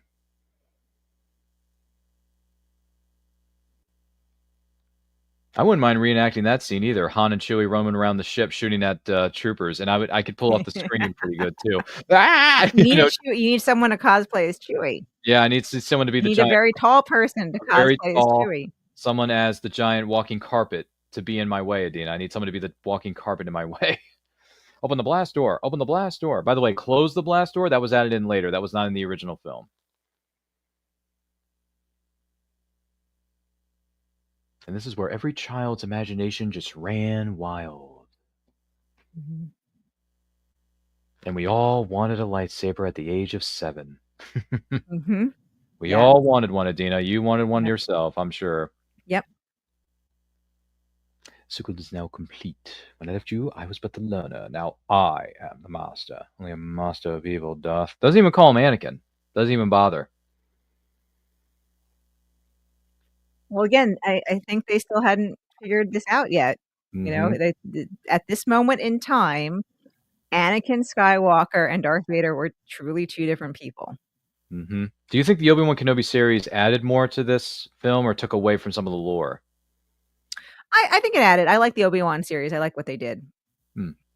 And for me, it was also, I think, good for Ewan McGregor because I really did like him as a casting choice for young Obi-Wan, but I didn't like episodes 1, 2, 3. So the Obi-Wan series still with him, I enjoyed quite a bit. Mm-hmm. They he got aged up. They showed how grizzled he was, how hardened he was from the wars and things of that nature. And you saw him in a village just trying to have a simple life, not trying to do anything crazy, and being that hermit, right? He was the hermit that Luke described him as in the original film. So, and there was a book too about his time in the desert called Kenobi, written by John Jackson Miller. Okay, I've read a lot of, Trek novels. I have not really read Star Wars novels, and that was because years ago, might have been 20, 25 years ago, I read one, or I tried to read one. I don't remember which one it was. I don't remember who wrote it, but I really did not enjoy it because I felt like on every other page, there was like a hark back to one of the movies. Like, Princess Leia said this, like, remember that time when we were on the Death Star? And then the next page, and Han Solo, like, remember that time when we were on Hoth? And it seemed like it was like every other page they did something like that, and it was very annoying. So I didn't finish the book, and I just never really got into the Star Wars literature since. So I haven't read Timothy Zahn's books. I haven't read any of these, and I do hear great things, but hence that TBR pile growing. It's pretty massive, yeah. And we just lost Obi-Wan. But did we lose him? He just became one with the Force, that's all. He didn't really die. But every time I watch that scene, it does hurt when he gets struck down by Vader. Because it's like, oh my gosh, he's such a great character in this movie, but then he's just gone. But he's not really gone. He just became a Force ghost. He just became one with the Force. And he did warn Vader. It's like, if you strike me down, I'm just going to become more powerful than you could possibly imagine. So I have a poster with Obi-Wan's lightsaber ignited with blue, and then it says at the bottom, if you strike me down, I should become more powerful than you could possibly imagine. I'm like, yes! Great quote. And I have it on a poster, Adina. I have it on a poster because fan art is cool. So, yeah. I don't remember which convention I got it at. It actually might have been Balticon last year, but it was within the last 2 years. It's the Jaws.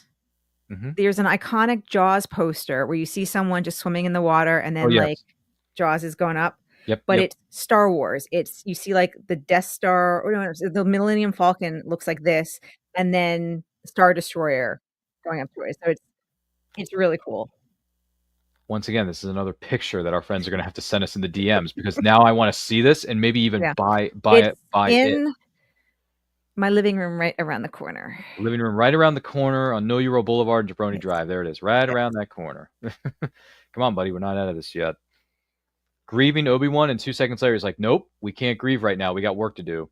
Which I get that. I get that. We got work to do. Get it together for work.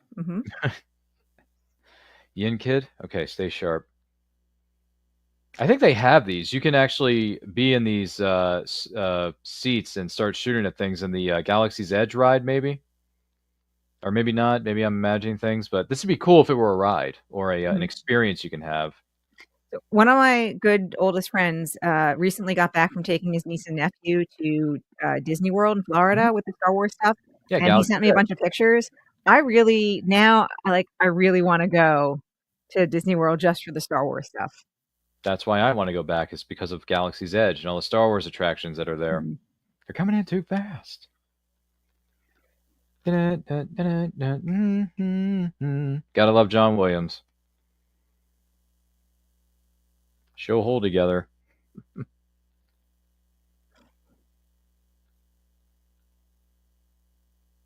Man, R2 putting out all the fires in the ship.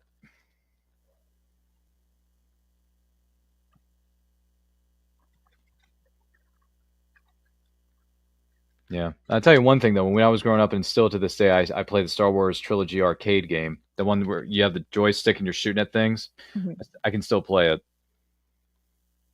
I got him. Great kid. Don't get cocky.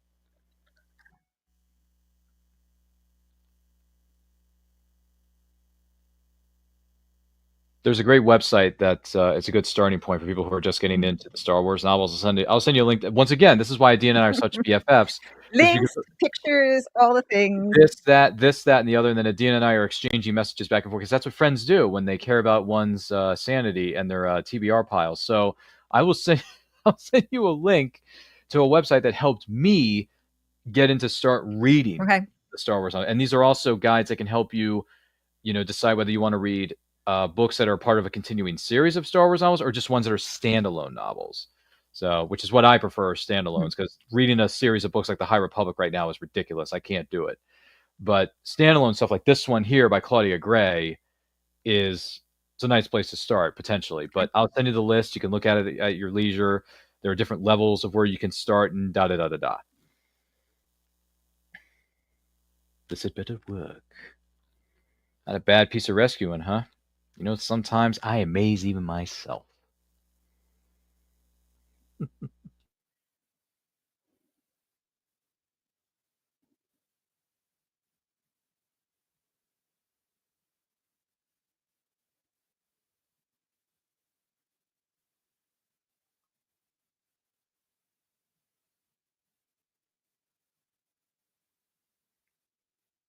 And again, I always love just she is so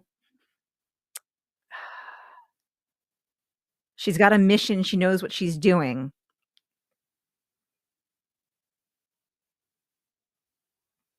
So she's not there just to be rescued and just to be a passive character.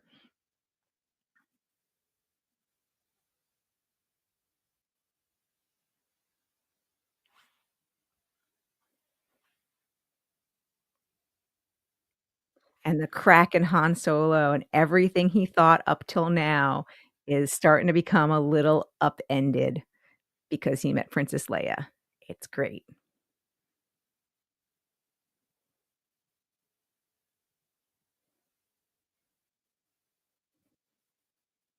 No. And Luke shuts that down.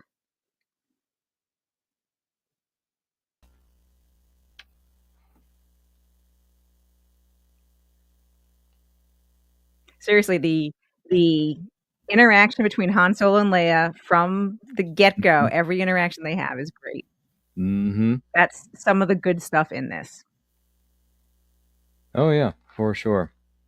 For sure. And for those of you wondering, this is the Star Wars 1977, I mean, the special edition version of it anyway, quote along. We're 1 hour, 38 minutes, and 35 seconds into the movie. Do not forget to like and share this with all of your closest friends. You can watch the movie along with us on streaming services or physical media. Comment below in the chat. We love hearing from all of you or from you who may be watching or listening to this. And do not forget, if you're joining us live on the replay, thank you so much for doing that. And thank you to Adina for being our co-host and being partially her idea to do this thing in the first place. This was my idea? Like it was sort of kinda. It was both. But yeah, you're like, yeah, we should do a quote along. And she's like, yeah, sure, let's do it. So we appreciate her nonetheless. Because we've had her on numerous shows before. We'll have her on more as we go along. And before you know it, one of these days I'm going to appear on the Big Sci-Fi Podcast. So that may be coming up. Who knows?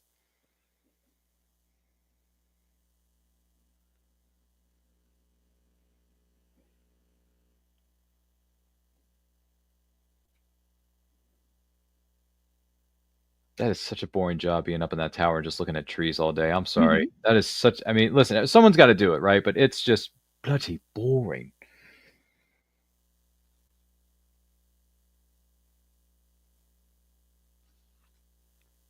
And I really do love how in Rogue One they explain that the weakness was not just a random weakness, a stupid weakness, that it was very deliberate. I did like that how they backfilled that one. That made a lot of sense. Mm-hmm. Yeah, thank you to the fallen soldier Galen Erso for putting that weakness. Rogue One was brilliant. Darn right it was. It's my second favorite Star Wars movie behind Force Awakens. So, which is going to cause a stir in the comment section, is it not? Yeah, that's probably going to cause a stir. It's like, how dare you put the new stuff ahead of the... Well, listen, Force Awakens made me an uber Star Wars fan. Rogue One just increased my fandom because of it. So, listen, I mean, with all honesty, and for those of you watching or listening to this, I think a lot of people would agree. And by the way, if you enjoy all the other projects that have come out since then, listen, enjoy them, celebrate them if you must. But for me, Force Awakens and Rogue One are the two best of the bunch, because everything else we've gotten after that is not very good.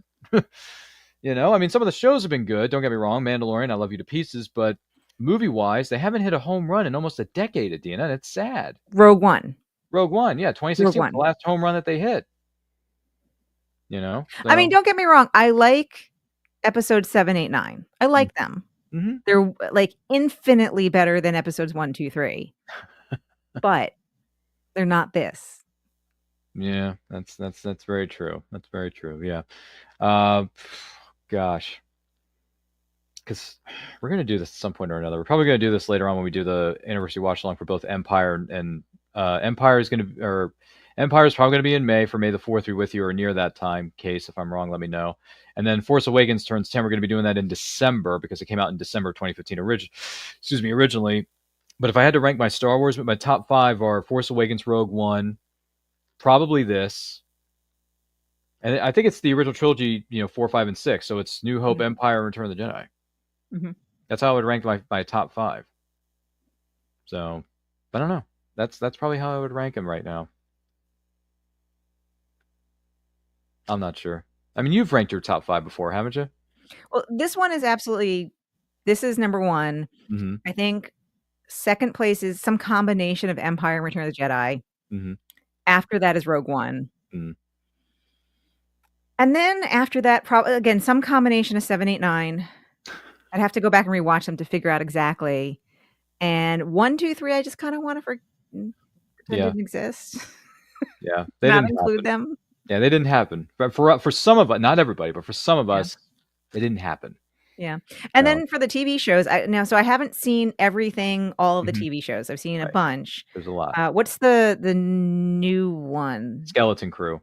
I want to see that. I've been hearing good things about that. Yep, same here. What I'm really waiting for is I think I loved beyond all of them is Andor. Yeah, it's coming back very soon. Yeah, yes. I'm really looking forward to that. Andor Part 2. Yep, Season 2. And Orson Krennic's going to come back. Saul Guerrero's going to make an appearance, a.k.a. Forrest freaking Whitaker.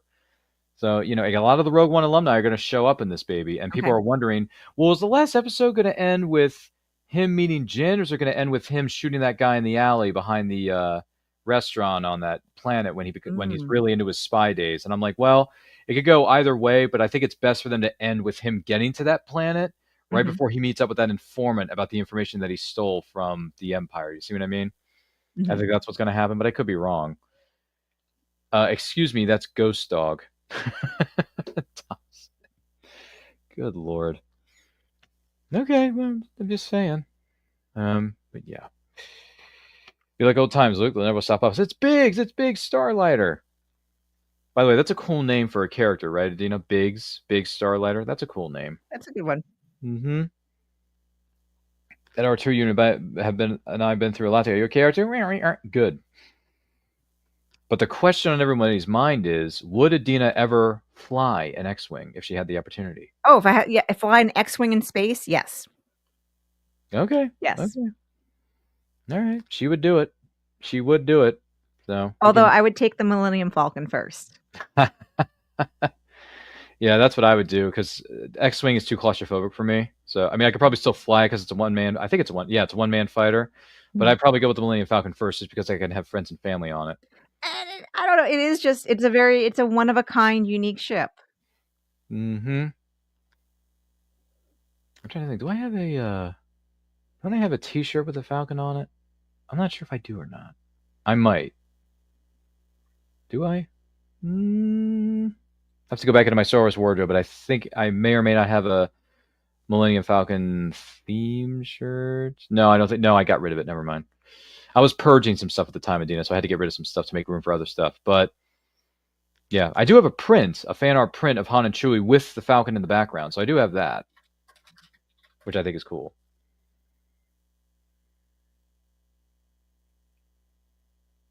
Standby alert. Death Star approaching. Estimated firing range. 15 minutes. 15 minutes. We got 15 minutes. Mm-hmm. And there's a special edition effect for you. Seeing the pilots and their ships flying towards the Death Star. That was added in later, of course. All wings report in. Red 7 standing by. Red 3 standing by. The question is, what would Adina's call sign be? Let's see. Oh, my favorite color is purple. Is there a purple X? But there is no purple. There's no purple squad. There's no purple squadron. No. Mm-mm.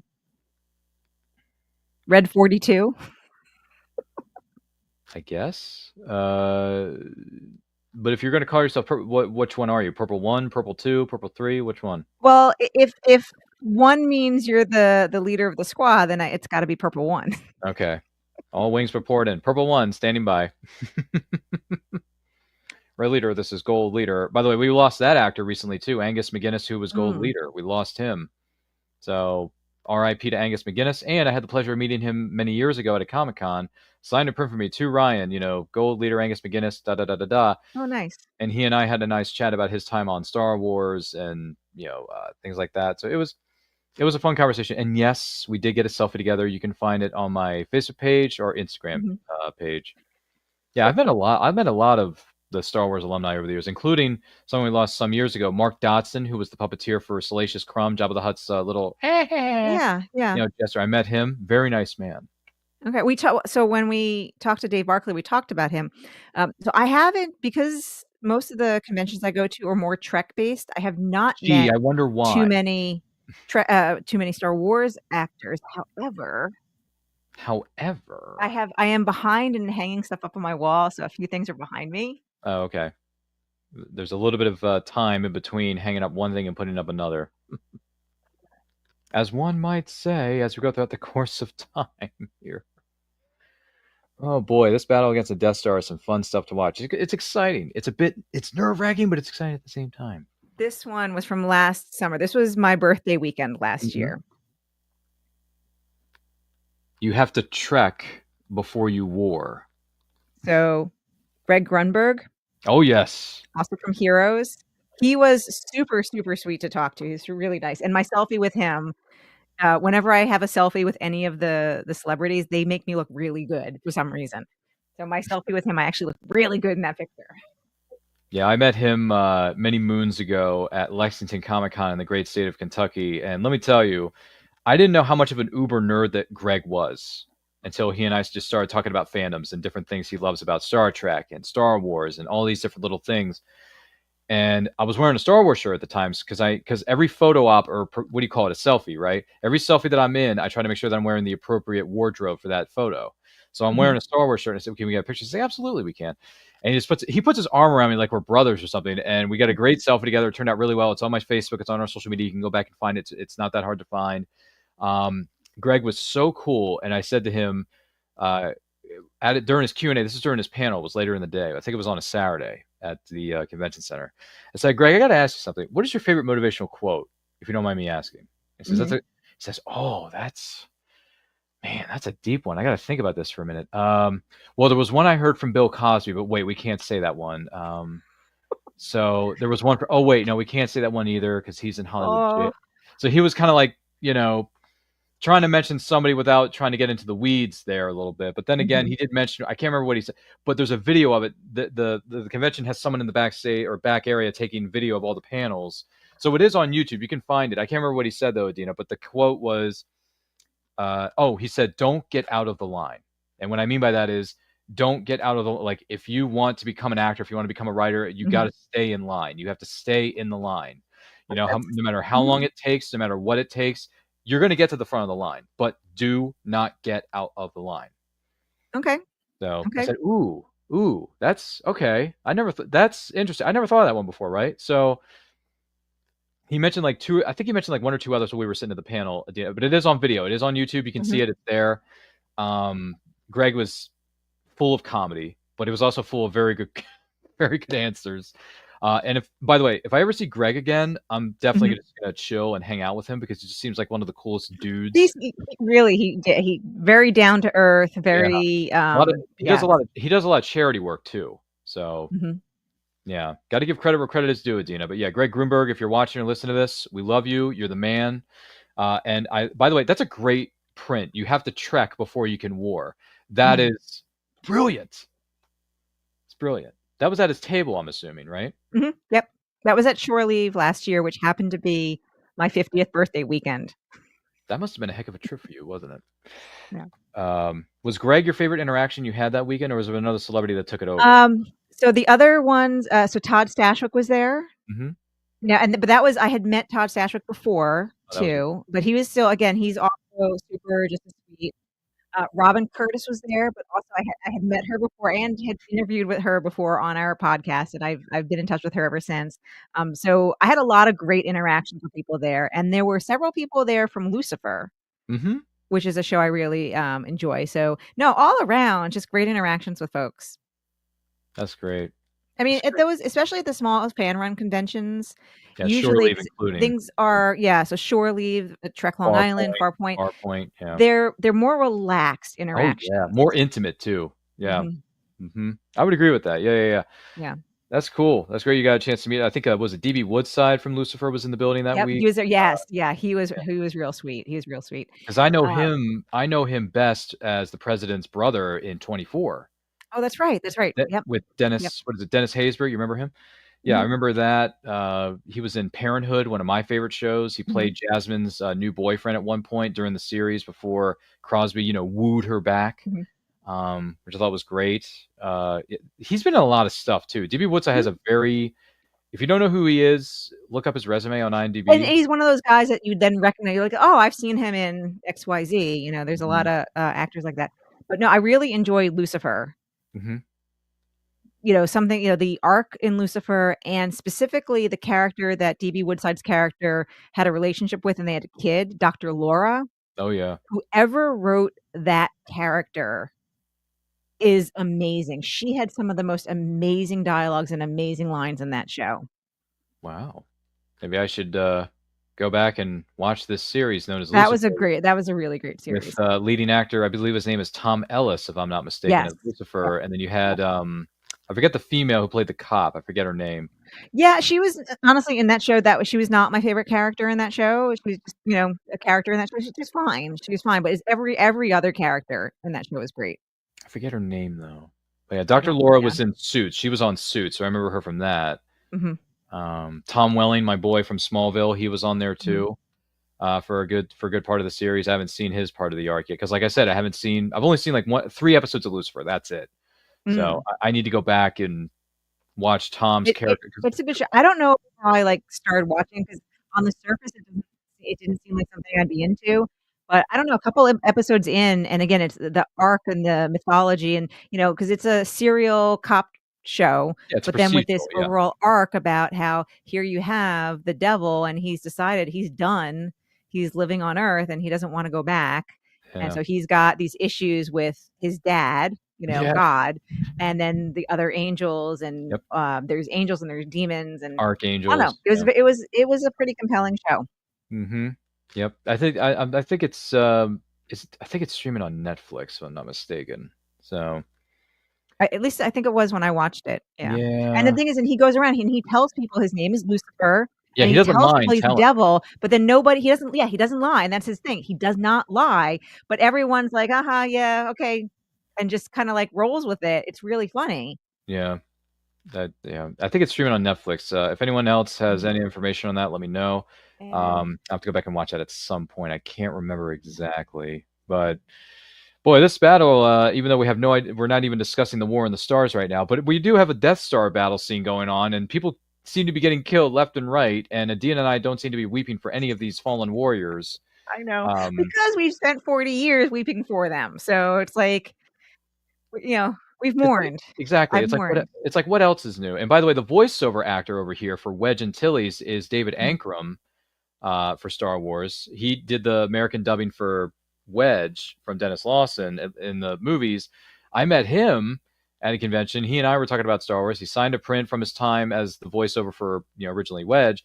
And then he said, "Did you know it was me doing the PA on Rogue One?" I was like, "Yeah, man, I heard about that. That's awesome. You're doing the PA on Rogue One. You came back. That was great." And he says, "Yeah, that was so much fun when they brought me back to do that. I had so much fun doing that." It's like, dude, even if you're not a physical presence in the movie, you still have a presence in the movie. It's great. And Rogue One's one of my all-time favorite movies. And he says, "Yeah, it's such a great film. I think it ropes into New Hope really well." And I said, "Yeah, man, I agree with 100%. 100%. So David Ankrum, you're the man. You're cool. Loved hanging with you. It was good times." And then Dutch Star Wars guy says they literally called the overweight pilot Porkins. What the hell are we supposed to think? Laugh out loud. Well, I mean, he's a good actor, better, do better. but he is a good actor. William Hootkins, who played Porkins, and he also played Dean. I don't know if you knew this or not, but he played Lieutenant Eckhart in Batman '89. He was Lieutenant Eckhart, yes, and he was also the what do you call it? The corrupt government official in Superman 4: The Quest for Peace, who was working alongside Lex Luthor. True story. I don't remember that. Well, there you go. I'm giving you some ching fun facts about William Hootkins, a.k.a. Porkins, a.k.a. Lieutenant Eckhart from Batman '89. And then he was in Superman 4: The Quest for Peace, which came out prior to Batman '89 because Superman: The Quest for Peace was in 1987, the year that a certain person in this studio just happened to be born. So, yeah, that shows you how old and gray I really am. So, thanks, guys. Thanks, Superman 4, for making me feel very, very old. But the best thing about '87, Adina, is that we got the birth of Star Trek: The Next Generation debuted on September of 1987. I was there. Which, by the watching it way, live. Adina, that's my actual birthday. Is it really? When that show debuted is my actual birthday. I kid you not. I did not know that. And I have a T-shirt that has the Enterprise on it, and it says September 28th, 1987, to commemorate the original air date for TNG. And yes, I wore my shirt during my selfies with Gates McFadden, what's his name, Jonathan Frakes, Brent Spiner.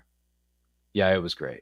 It was great. And yes, you can find those pictures on my Facebook, Adina, if you want to see me hanging out with Beverly Crusher, Riker, and Data, So that was cool meeting those icons because I looked at Jonathan Frakes and said, "Jonathan, my favorite Star Trek movie is First Contact, and you directed that. You're the man."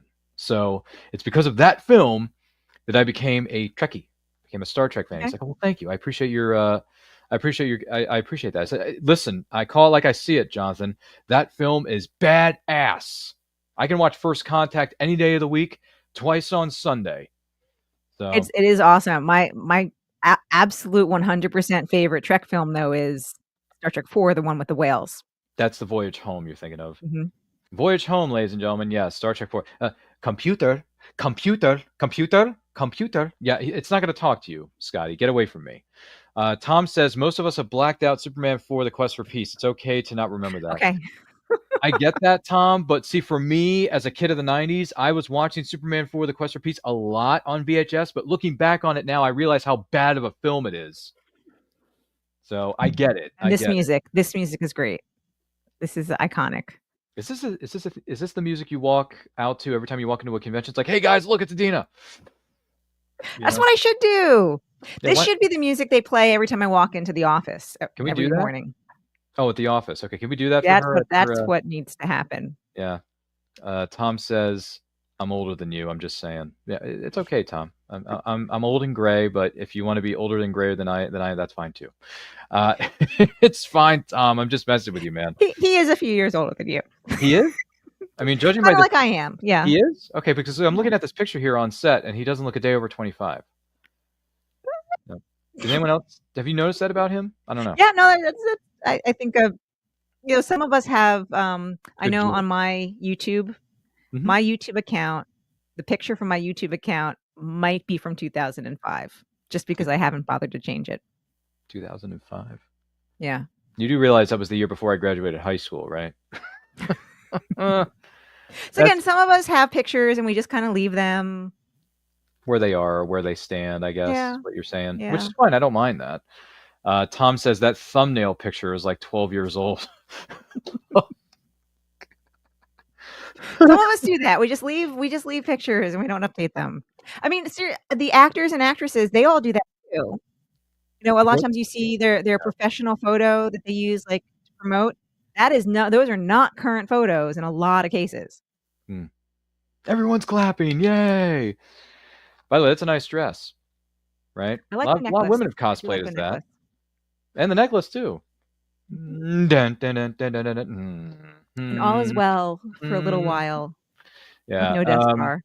Yeah, we completely took this show off the rails. For those of you who are listening or watching this right now, we apologize for the inconvenience that Adina put us through. But no, I'm just kidding. We're both responsible. We're both responsible parties here. Sorry, Adina. I don't mean to throw you under a bus. I'm not trying to do that. It's okay. I can handle it.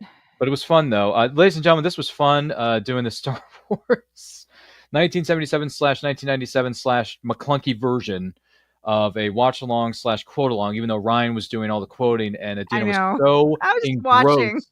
She was engrossed in the story. In your quoting and the watching. Oh, hey, Yeah. look, for me, it coming up for me, it says you may also like Skeleton Crew. Yeah, it I says may you may also like Skeleton these are Crew. on episode 1. This could be the start of something or whatever. Yeah. Mm-hmm. Yeah, I'm getting the same message here that Adina and I are getting on our social media device or our mobile play devices. But anyway, we're at the end credits sequence for a movie that we've seen numerous times that Adina doesn't even need to look at. Numerous times plus one now. Well, numerous times plus one. Thank you. Yes. By the way, Tom, if you're keeping score of how many times Adina and I have seen this movie all together, let me know in the chat. But I do want to take this opportunity to say thank you for those of you who are watching or listening to this. And thank you to Adina, our gracious co-producer, co-host, sci-fi expert extraordinaire, for being here and telling us how big her TBR list is, how small her collectibles collection is, how very detailed she is when it comes to putting things up on her walls and the things that matter. I have a lot of things on my walls. Which I've noticed because I'm looking at all these different puppets and dolls and posters, and you got Wonder Woman. There's the story behind every single one, pretty much. Yeah. Yep, every single object, or what do you call it? And then I do have a lot of my Trek autographs. Oh, they're up there. Yes. Up on the top. Oh, yes. But again, I have a bunch from the last year because I'm kind of out of space here, so I'm trying to figure out what I want to do because I have a bunch that I haven't hung up yet. Oh. Well, and they're all back there, except for the one that I just got at AwesomeCon last week. Woohoo! Brian, which I will now go back to my these have to be hung up file. That has to be hung up pile. Brian Tochi, yeah. Great stuff. Tom says, "Nah, I've lost count myself. I'm just here to make sure that those cupcakes were absolutely good." Mission accomplished. Yes. Yep. They're yep. All eaten. Oh, and they're gone too, so they're no longer on the plate, Tom. That answers the $2,000 question for Adina back here in our studio. But this has been fun. I hope you, who may be watching and listening to this right now, have enjoyed it. Adina, just out of curiosity, I know this is probably a silly, pathetic question. Okay. But final thoughts on Star Wars: A New Hope, and on a scale of 1 to 10, what do you give it? I do give it a 10 because when we, at least on the Big Sci-Fi podcast, when we rate our movies, we usually give the highest score. At least the way I've interpreted the highest score is it's a combination of how good the movie was with how much I want to rewatch it. You know, and a 10 or the highest number is kind of like a combination of it meets both those things, which this movie, because it had that whole hero's journey thing, which really clicks and works really well. It is a good movie. I mean, there's a couple places where the dialogue is not perfect, but overall the arc of the movie is great. And can I rewatch it? I can just go and rewatch it again right now. So 10. 10. Thank you for sharing that. And it launched the franchise. You know, it launched this franchise that almost 50 years later is still like stronger than ever. Yeah, and we're still talking about it, right? We talk about it in this. We talk about here on Anti-Code Channel. We talk about it at conventions whenever we come. Our paths may or may not cross. I talk about it with other people when I'm at conventions. I'm sure you do the same thing. Yep. Adina has been on many panels before talking about Star Trek and maybe some elements of Star Wars here and there. So it's not going anywhere. I don't think it's going anywhere. And it gave me, for me personally, really kicked me down the path of a love of robots, which persists to this day. It's one of the reasons why computers and computer science, especially with the focus of AI, has been a part of my life. It's one of the reasons I write about robots. So it really had a huge impact on my life. Hey, you got the hey, that looks familiar. I can't Does anyone recognize this? It kind of looks familiar. It looks like that poster in the background of someone's studio in this Yes, room. Does it anyone notice does. that? Excellent. So this, once again, TBR. It's Working pathetic. on the sequel right now. You're working on the sequel, is that I'm right? working on Yeah. the sequel. Mhm. So there's going to be a Lunar Logic. Is it called the Lunar Logic Strikes Back? No. Are we going to That'd be call it funny. that? Is No, that the it's title? going to be called the name of the book is Moonbase Mayhem.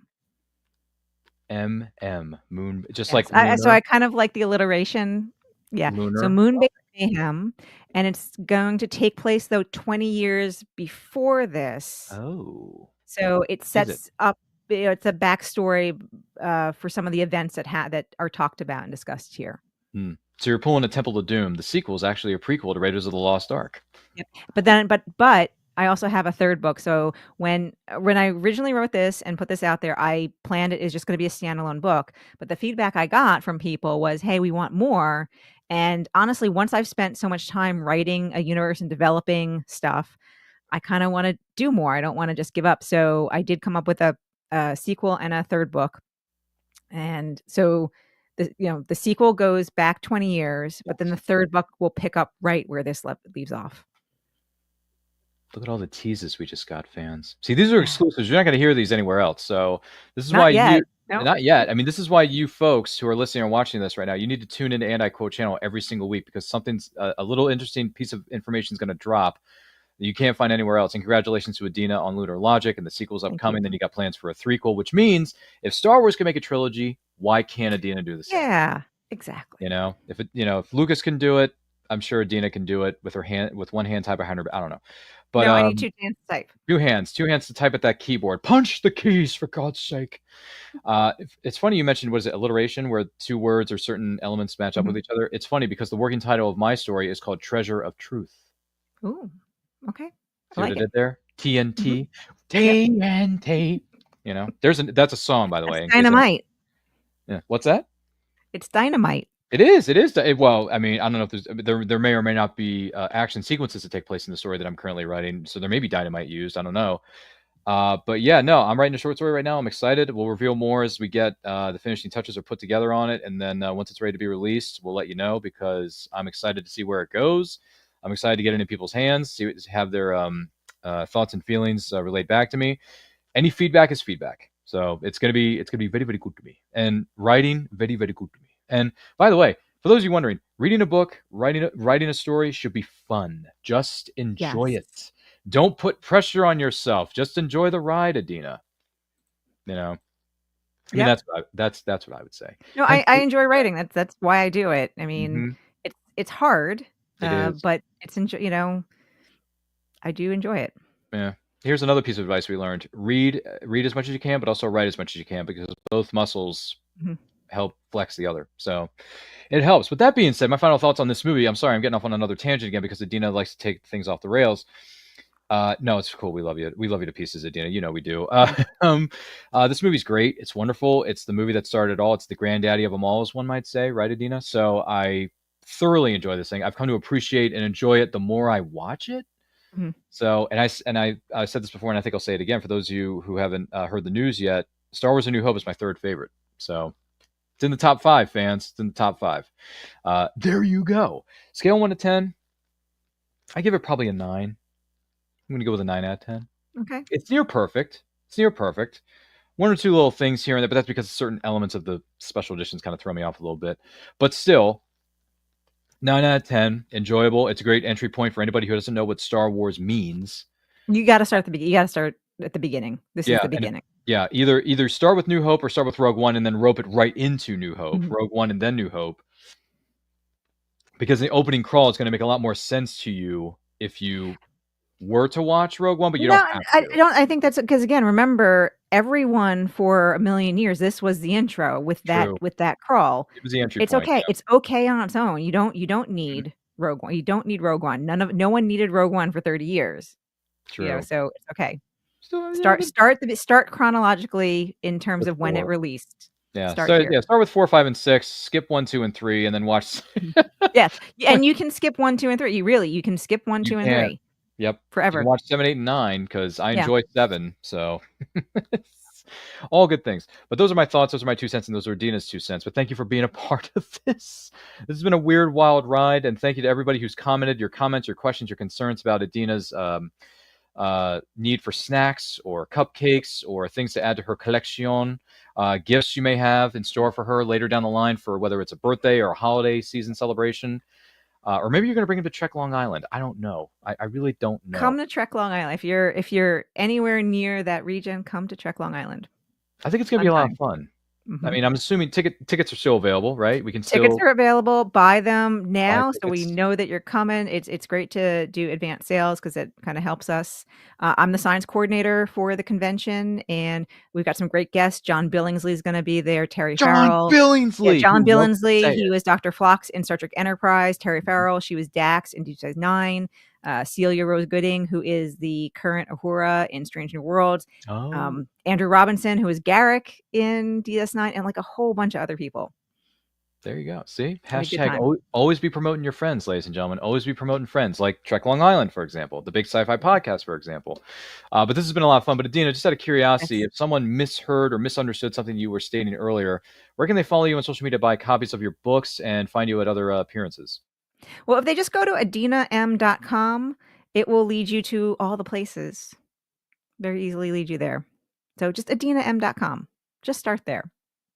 Buy some books, buy some tickets, you know? It'll make you feel better. Something to that effect. I don't know. I'm trying to use lunar logic here. No, I'm sorry. But my name is another plug for Adina because we love her so much. Check us out across all forms of social media, simply at And I Quote Channel. We support those who support us, and it's a lot of fun doing it. It really is. But this has been fun. Maybe we'll do another quote along for a different movie, different genre somewhere down the line. If this is something that you enjoyed and you want to see more of it, let us know in the comments. Let us know in the chat and the replay. Let us know on social media. Let me know on my Instagram account. Let Adina know on the Big Sci-Fi Podcast or adinam.com. Check out the website. Follow her on social media. Let her know that you want her on more quote alongs where she's actually quoting the flippin' movie. And not just being engrossed in the story, but we care so much about the people we have on set anyway. But this has been a lot of fun. This is a good experiment to kind of stretch our legs a little bit, stretch the muscles, see if we can do a quote along. I think it went pretty well for our first time as far as a quote along goes out of the gate. But do not forget to check us out across all forms of social media. We've got so many shows coming our way very soon. The Writers Showcase episode 2 is going to drop on Saturday, April the 19th. We got a great roster of people who are going to be there for episode 2 because these days, Adina, you got to make a sequel. Just like Lunar Logic is getting a part 2 and a part 3. So it's coming. We're excited. Can't wait to have you there who may be watching and listen to this. So don't forget to like, comment, share, subscribe, ring the bell to be notified when the videos go up or they go live. And I can't really say it's a certain numbered anniversary of this movie, but what I can say is the Force will be with you always. For an entire generation, people have experienced Star Wars the only way it's been possible, on the TV screen. But if you've only seen it this way, you haven't seen it at all. Now, For its 20th anniversary, the adventure of a lifetime returns to the big screen in a way you've never seen before. there'll be no one to stop us this time. Help me, Obi-Wan Kenobi. You're my only hope. With newly enhanced visual effects, They're coming in too fast! THX, and digital sound. And a few new surprises. Nabuki, Bardonyanda. On President's Day weekend, 1997, Good luck. George Lucas and 20th Century Fox invite you to welcome back Luke Skywalker, Princess Leia, Han Solo, Darth Vader, Obi-Wan Kenobi, Chewbacca, C-3PO, and R2-D2. Finally, the motion picture event, the way it was meant to be experienced. This will be a day long remembered. As the entire Star Wars trilogy returns on February 14th, Star Wars, followed soon after by The Empire Strikes Back, and then Return of the Jedi. Move closer! For a whole new generation who have yet to experience it on the big screen. And for everyone else to experience it again.